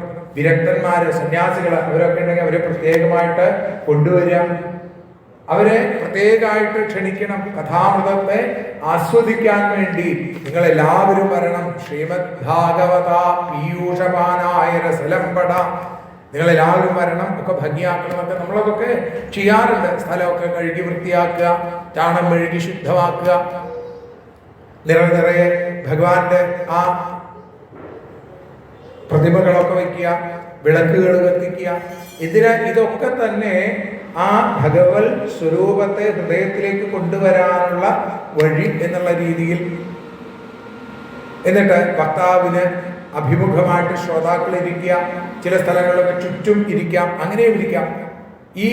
പിന്നെ നമുക്ക് വക്താവ് പറയുന്നത് മാത്രം കേട്ടുകൊണ്ട് ഭാഗവതത്തെ ആസ്വദിക്കാൻ സാധിക്കാതെ വന്നപ്പോഴാണ് നമ്മൾ അതിലേക്ക് കൂടുതൽ കൂടുതൽ കാര്യങ്ങളൊക്കെ ചേർത്ത് കൊണ്ടുവന്നത്. പക്ഷെ അതിൻ്റെയൊക്കെ ലക്ഷ്യം എന്താണ്? അതിൻ്റെയൊക്കെ ലക്ഷ്യം ഭാഗവത കഥാശ്രവണമാണ് ലക്ഷ്യം. നമ്മൾ ഒരിക്കലും മറന്നുപോകാൻ പാടില്ല എന്ന് പറയുന്നു. അങ്ങനെ ആ ഭാഗവതം ആരംഭിച്ചു. എന്നിട്ട് ആ നമ്മൾ സാധാരണ ചൊല്ലാറുള്ള ശ്ലോകങ്ങളൊക്കെ നമുക്ക് ഇതിലാണ് കാണാൻ സാധിക്കുക. ശ്രീമദ് ഭാഗവതാഖ്യോയം പ്രത്യക്ഷ കൃഷ്ണയേവ ഹി സ്വീകൃതോസ്മയാനാഥാം ഭവസാഗരെ മനോരഥോ മദീയോയം സഫല സർവധാത്വയ നിർവിഘ്നേനൈവ കർത്തവ്യം ദാസോഹം തവ കേശവ ശുഭരൂപ പ്രബോധജ്ഞ സർവശാസ്ത്ര വിശാരദായ തത്കഥാപ്രകാശേന മദജ്ഞാനം വിനാശയ എന്ന് ഒക്കെ പ്രാർത്ഥിച്ച് ഭാഗവതം ആരംഭിക്കുക. ഭഗവാന്റെ നാമസങ്കീർത്തനം ചെയ്യുക, ഹരിശബ്ദം മുഴക്കുക, നമശബ്ദം മുഴക്കുക. പരിപ്പ്, തേൻ, എണ്ണ ഇതൊക്കെ ഗുരുത്വമുള്ള ഭക്ഷണമാണ്, അതൊക്കെ വർജിക്കണം. കാമക്രോധ മത ദുരഭിമാന കാര്യങ്ങളൊക്കെ ഉപേക്ഷിക്കണം. ഇങ്ങനെ ആ വേണ്ട പോലെ ആ ഭാഗവതം കേൾക്കണം. ജയശബ്ദം, നമശബ്ദം, വാദ്യഘോഷങ്ങള് ഒക്കെ പ്രത്യേകമായിട്ട് നടത്താം എന്നും അവിടെ സൂചിപ്പിച്ചു. അങ്ങനെ 7 ദിവസം ഭക്തിയോടുകൂടി ഭാഗവതം നടത്തണം. നാരദ മഹർഷി ആ പാദങ്ങളിൽ വീണങ്ങനെ നമസ്കരിച്ചു. കണ്ണുകളിൽ നിന്ന് ആനന്ദ കണ്ണീരൊഴുകി. ധന്യോസ്മി അനുഗ്രഹീതോസ്മി ഭവദ്ധി കരുണാവരെ അദ്യമേ ഭഗവാൻ ലബ്ധ സർവപാപഹരോഹരി എന്ന് പറയുന്നു. നാരദ മഹർഷി കാക്കൽ വീണിങ്ങനെ നമസ്കരിച്ച് ആ സൂതപൗരാണികൻ ശൗനകന്റെ അടുത്ത് കഥകൾ പറഞ്ഞുകൊണ്ടിരിക്കുന്നു. ഈ സമയത്ത് അവിടേക്ക് സാക്ഷാൽ ശ്രീശു ബ്രഹ്മർഷി വന്നു എന്നാണ്. എവിടെ? സനകാദി യോഗീശ്വരന്മാരുടെ സപ്താഹവേദിയിലേക്ക് എല്ലാവരും ശ്രീശു ബ്രഹ്മർഷി ആദരപൂർവ്വം സ്വീകരിച്ചു. കേവലം 16 വയസ്സ് പ്രായമുള്ളൂ. പക്ഷേ അദ്ദേഹം എല്ലാ നിലയ്ക്കും മറ്റുള്ള ആളുകളെക്കാളൊക്കെ ഭാഗവതത്തെ അറിഞ്ഞ ശ്രേഷ്ഠനാണ്. ശ്രീശു ബ്രഹ്മർഷി ആദ്യം തന്നെ പറഞ്ഞു, നിഗമകൽപതരോർഗളിതം ഫലം ശുകമുഖാദമൃതദ്രവ സംയുതം പിബത ഭാഗവതം രസമാലയം മുഹുരഹോ രസികാ ഭുവി ഭാവുകാ ശ്രീമദ്ഭാഗവതം പുരാണതിലകം യദ്വൈഷ്ണവാനാം ധനം യസ്മിൻ പാരമഹംസ്യമേവമമലം ജ്ഞാനം പരം ഗീയതേ. ആ ശ്രീശു ബ്രഹ്മർഷിയുടെ ഒരു പ്രഭാഷണം പറഞ്ഞു. സ്വർഗത്തിലോ സത്യലോകത്തിലോ കൈലാസത്തിലോ ഈ രസം അനുഭവിക്കാൻ സാധിക്കില്ല, അതുകൊണ്ട് ഇതിനെ ഉപേക്ഷിക്കരുത് പ്രത്യേകമായിട്ട് പറഞ്ഞു. അങ്ങനെ ആ സമയത്ത് ശ്രീശു ബ്രഹ്മർഷിയുടെ പ്രഭാഷണം നടക്കുന്ന സമയത്താണ് സാക്ഷാൽ ഭഗവാൻ അവിടെ പ്രത്യക്ഷപ്പെട്ടു. അങ്ങനെ ഭഗവാനെ കീർത്തിക്കുകയാണ് എല്ലാവരും കൂടി. പാർവതി സമേതനായ മഹാദേവൻ ബ്രഹ്മാവ് ആ കീർത്തനത്തിന് പ്രഹ്ലാദൻ താളം പിടിച്ചു. ഉദ്ധവൻ ചേങ്കില കുട്ടി, നാരദ മഹർഷി വീണ വായിച്ചു. അർജുനൻ ഗംഭീരമായിട്ട് പാട്ടുപാടി. ദേവേന്ദ്രന്റെ വകയാണത്രയും മൃദംഗം. സനകാദി യോഗീശ്വരന്മാര് ജയഘോഷം മുഴക്കി. ആ ശ്രീശു ബ്രഹ്മർഷി ആ കീർത്തനത്തിന്റെ ഭാവ തലങ്ങളെ ഹൃദയത്തിലേക്ക് ചേർത്ത് വെച്ചുകൊണ്ട് ആനന്ദ കണ്ണീർ ഒഴിച്ചുകൊണ്ട് ഇരിക്കുന്നു. ചില ആൾക്കാർ നൃത്തം വെക്കുന്നു, ചില ആളുകൾ പാട്ടുപാടുന്നു. പറഞ്ഞു ഭഗവാൻ, നിങ്ങൾക്ക് എന്താണ് വരം വേണ്ടത്? എന്ത് വരം വേണമെങ്കിൽ ചോദിച്ചോളൂ, ഞാൻ തരാം എന്ന് പറയുന്നു. അപ്പോ അന്ന് സനകാദി യോഗീശ്വരന്മാരൊരു വരം ചോദിച്ചു. അവർക്ക് സ്വന്തമായിട്ടൊന്നും ആവശ്യമില്ല. അതുകൊണ്ടാണ് അവർ പറഞ്ഞത്, എന്ത് വേണം? അങ്ങ് സപ്താഹയജ്ഞങ്ങളിൽ ഇതുപോലെ വന്ന് സന്നിഹിതനാണ്. ഭഗവാന്റെ വാക്കും സനകാദികളുടെ വാക്കും സത്യമാക്കിക്കൊണ്ട് ഈ ഉത്തരഗുരുവായൂരപ്പൻ ക്ഷേത്രത്തിലും ഭഗവാൻ വന്ന് നമ്മളെ അനുഗ്രഹിച്ചു കൊണ്ടിരിക്കുന്നു. അത് നമ്മുടെ കഴിവല്ല. നേരത്തെ പറഞ്ഞല്ലോ, ഭഗവാന്റെ കനിവിന്റെ കിനിവ് മാത്രമാണ് എന്നും അവിടെ സൂചിപ്പിക്കുന്നു. അപ്പോഴാണ് ശൗനകൻ ചോദിച്ചത്, ശ്രീശു ബ്രഹ്മർഷി പരീക്ഷത്തിന് ഭാഗവതം പറഞ്ഞു കൊടുത്തത് എപ്പോഴാണ്? ഗോകർണന്റെ സപ്താഹം നടന്നത് എന്നാണ്. സനകാദി യോഗീശ്വരന്മാർ സപ്താഹം നടത്തിയത് എപ്പോഴാണ്? അത് കഴിഞ്ഞ് പിന്നെ ഒരുപാട് സപ്താഹങ്ങൾ പല പല രീതിയിൽ പല പല ഭാഗവത ആചാര്യന്മാരുടെ കണ്ഠത്തിലൂടെ നമ്മൾ കേട്ടു. ഏതായാലും പറഞ്ഞു, ശ്രീകൃഷ്ണൻ സ്വർഗാരോഹണം നടത്തിയതിനു ശേഷം 30 വർഷം കഴിഞ്ഞ് കലിയുഗത്തിലെ ആദ്യത്തെ സപ്താഹം 30ാമത്തെ വർഷത്തിലാണ് പ്രൗഷ്ഠപദ മാസത്തിൽ ശുക്ലപക്ഷ നവമി അന്ന് ശ്രീശു ബ്രഹ്മർഷിയുടെ ഭാഗവതം. പരീക്ഷത്തിന്റെ കാലശേഷം കലിയുഗത്തിൽ 200 സംവത്സരം കഴിഞ്ഞപ്പോ ആഷാഢ ശുക്ലപക്ഷ നവമിയിലാണ് ആ ഗോകർണന്റെ സപ്താഹം ആരംഭിച്ചത്. അതിനുശേഷം 30 കൊല്ലം കഴിഞ്ഞപ്പോ ബ്രഹ്മാവിന്റെ മക്കളായിരിക്കുന്ന മാനസപുത്രന്മാരായിരിക്കുന്ന സനകാദി യോഗീശ്വരന്മാരുടെ സിതോർജ നവമിയിൽ വിശദമായി സപ്താഹം നടന്നു എന്നും അവിടെ സൂചിപ്പിക്കുന്നു. ഇങ്ങനെ ഭാഗവത കഥ കൃഷ്ണപ്രിയം സകലകൽമഷനാശനം ച മുക്തിയേകഹേതുമിഹ ഭക്തിവിലാസകാരി ഹരേ സന്ത കഥാനകവിധം പിബദാദരേണ ലോകേ ഹി തീർത്ഥപരിശീലന സേവയാകി ഏതാം യോ നിയമതയാ ശൃണോതി ഭക്ത്യാ യശ്ചൈനാം കഥയതി ശുദ്ധവൈഷ്ണവാഗ്രേ തൗ സമ്യക് വിധികരണാൽ ഫലം ലഭേതേ യാഥാർത്ഥ്യാന്നഹി ഭുവനേ കിമപ്യസാധ്യം. ഭക്തിയോടുകൂടി ഏകാഗ്രതയോടുകൂടി ഈ ഭാഗവത മാഹാത്മ്യം കേൾക്കുന്നവർക്കും വൈഷ്ണവരുടെ മുമ്പിൽ കീർത്തനം ചെയ്യുന്നവനും വിധിയനുസരിച്ച് അനുഷ്ഠാനത്തോടുകൂടി ചെയ്താൽ മുമ്പ് സൂചിപ്പിച്ച എല്ലാ ഫലങ്ങളും കിട്ടും. കാരണം വാസ്തവത്തിൽ യഥാധ്യാത്മ ഹി ഭുവനെ ഭുവനെ കിമപ്യസാധ്യം. ഭക്തി, ആ ഭഗവത് ഭക്തി കൊണ്ട് അസാധ്യമായിട്ട് ഒന്നുമില്ല, എല്ലാം സാധിക്കും എന്ന് പറഞ്ഞുകൊണ്ടാണ് ആ ഭാഗവത മാഹാത്മ്യ പാരായണം അവിടെ സനകാദിയോഗീശ്വരന്മാരെ സമർപ്പിക്കുന്നത്. നമുക്കും ഭഗവത് അനുഗ്രഹത്തോടെ നാളെ പ്രഭാതം മുതൽ പ്രദോഷം വരെ ആ ഭാഗവത മാഹാത്മ്യം, ഭാഗവത കഥകൾ കേൾക്കാനായിട്ട് സാധിക്കട്ടെ. നമുക്കറിയാം, നാളെ വരാഹാവതാരം, ഹിരണ്യാക്ഷവധം, മനുകർദ്ദമ സംവാദം വരെയുള്ള ഭാഗമാണ് നാളെ പാരായണം ചെയ്യുന്നത് ഉദ്ദേശിക്കുന്നത്. തൃതീയ സ്കന്ധത്തിലെ 22ാമത്തെ അധ്യായം വരെ ഇത്രയും ഭാഗങ്ങൾ ഭാഗവത പാരായണം, പ്രഭാഷണം, കീർത്തനാലാപനം എന്നുള്ള രീതിയിൽ നമുക്ക് മുമ്പോട്ട് പോകാൻ ഭഗവാൻ അനുഗ്രഹിക്കട്ടെ. 6 മണിക്ക്, പ്രഭാതത്തിൽ 6 മണിക്ക് സഹസ്രനാമ ജപത്തോടുകൂടി നമുക്ക് ആരംഭിക്കാം എന്നുകൂടി ഇത്തരണത്തിൽ അറിയിക്കുന്നു.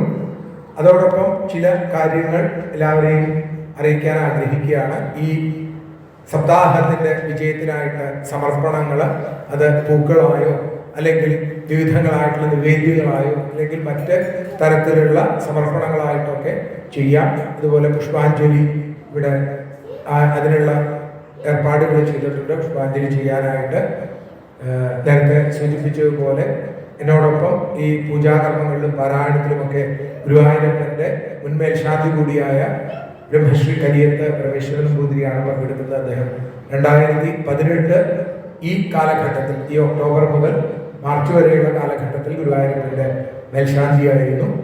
അപ്പോൾ അത്തരത്തിൽ നമുക്ക് ഭഗവത് സമർപ്പണങ്ങൾ ഭംഗിയായിട്ട് നടത്താൻ സാധിക്കട്ടെ എന്ന് പ്രാർത്ഥിക്കണം. പിന്നെ ചില ആളുകൾ ആവശ്യപ്പെട്ടതനുസരിച്ച് എഴുതിയ ചില, എന്നെ കൊണ്ട് ഭഗവാൻ എഴുതിപ്പിച്ച ചില പുസ്തകങ്ങൾ, ശ്രീഹരിയും നാരായണീയത്തിന്റെ വഞ്ചിപ്പാട്ട് രൂപത്തിലുള്ള പരിഭാഷ, ശ്രീഹരി ഗീത, അത് ഭഗവത്ഗീതയുടെ പരിഭാഷയാണ്, ഭാഗവത തോണി, അഗ്രേ പശ്യാമി, രാമായണ മകരന്തം, ശ്രീമദ് രാമായണീയം തുടങ്ങിയ പുസ്തകങ്ങൾ, ചില കീർത്തനങ്ങൾ, സീഡികൾ, അതിൻ്റെയൊക്കെ ഓരോ കോപ്പിയാണ് കൊണ്ടുവരാൻ സാധിച്ചിട്ടുള്ളൂ ഇത്ര അകലെ ആയതുകൊണ്ട്.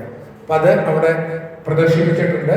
താല്പര്യമുള്ള ആളുകൾക്ക് അവിടെ അതിനുള്ള സംവിധാനം ഏർപ്പാടാക്കിയിട്ടുണ്ട്. താല്പര്യമുള്ള പുസ്തകങ്ങൾ അതിൽ അവിടെ വെച്ചിട്ടുള്ള ഒരു ചെറിയൊരു പ്രിന്റ് ചെയ്തൊരു ഫോർമാറ്റ് അവിടെ വെച്ചിട്ടുണ്ട്. അതിൽ ടിക്ക് ചെയ്യുക, നിങ്ങളുടെ പേര്, ഫോൺ നമ്പർ വ്യക്തമായിട്ട് എഴുതുക. അത് ഞാൻ നാട്ടിലെത്തിയതിന് ശേഷം ആഗ്രഹമുള്ള, ആവശ്യമുള്ള ആളുകൾക്ക് തപാൽ വഴി അത് അയച്ചു തരാം. അങ്ങനെ ഒരു സംവിധാനം കൂടി ഏർപ്പെടുത്തിയിട്ടുണ്ടെന്ന് എല്ലാവരെയും അറിയിക്കണമെന്ന് ഇതിൻ്റെ ബന്ധപ്പെട്ടവർ പറഞ്ഞിരുന്നു. അതുകൊണ്ട് അതുകൂടി ഈ തരുണത്തിൽ അറിയിക്കണം. നമുക്ക് ദീപാരാധനയോടുകൂടി സമർപ്പിക്കാം. സർവത്ര ഗോവിന്ദനാമ സങ്കീർത്തനം, ഗോവിന്ദ ഗോവിന്ദ, രാധാരമണ മുകുന്ദ മുരാരേ, ശരണം മേ തവ ചരണയുഗം, പവനപുരേശ രാധാ കൃഷ്ണ, ശരണം മേ തവ ചരണയുഗം, ദേവി മഹേശ്വരി പാർവതി ശങ്കരി, ശരണം മേ തവ ചരണയുഗം, ചോറ്റാനിക്കരവാഴും ദേവി, ശരണം മേ തവ ചരണയുഗം, സാംബ സദാശിവ ശംഭോ ശങ്കര, ശരണം മേ തവ ചരണയുഗം, ഹരിഹരപുത്ര ആശ്രിതമിത്ര, ശരണം മേ തവ ചരണയുഗം, ഗുരുപവനപുരേശ രാധാകൃഷ്ണ, ശരണം മേ തവ ചരണയുഗം.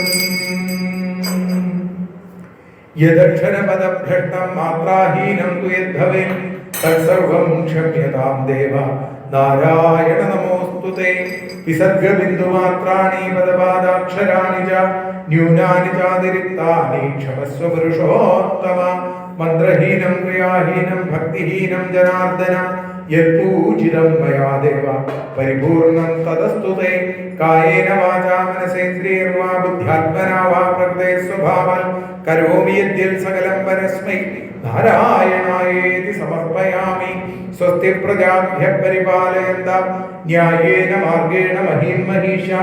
ഗോബ്രാഹ്മണേഭ്യഃ ശുഭമസ്തു നിത്യം. ലോകാഃ സമസ്താഃ സുഖിനോ ഭവന്തു. ലോകാഃ സമസ്താഃ സുജനാ ഭവന്തു. ലോകാഃ സമസ്താഃ ത്വദ്ഭക്താഃ ഭവന്തു. സർവേ ഭവന്തു സുഖിനഃ സർവേ സന്തു നിരാമയാഃ. സർവേ ഭദ്രാണി പശ്യന്തു മാ കശ്ചിൽ ദുഃഖഭാഗ് ഭവേത്. അസതോ മാ സദ്ഗമയ തമസോ മാ ജ്യോതിർഗമയ മൃത്യോർമാ അമൃതം ഗമയ. ഓം ശാന്തി ശാന്തി ശാന്തി. ഹരി ഓം.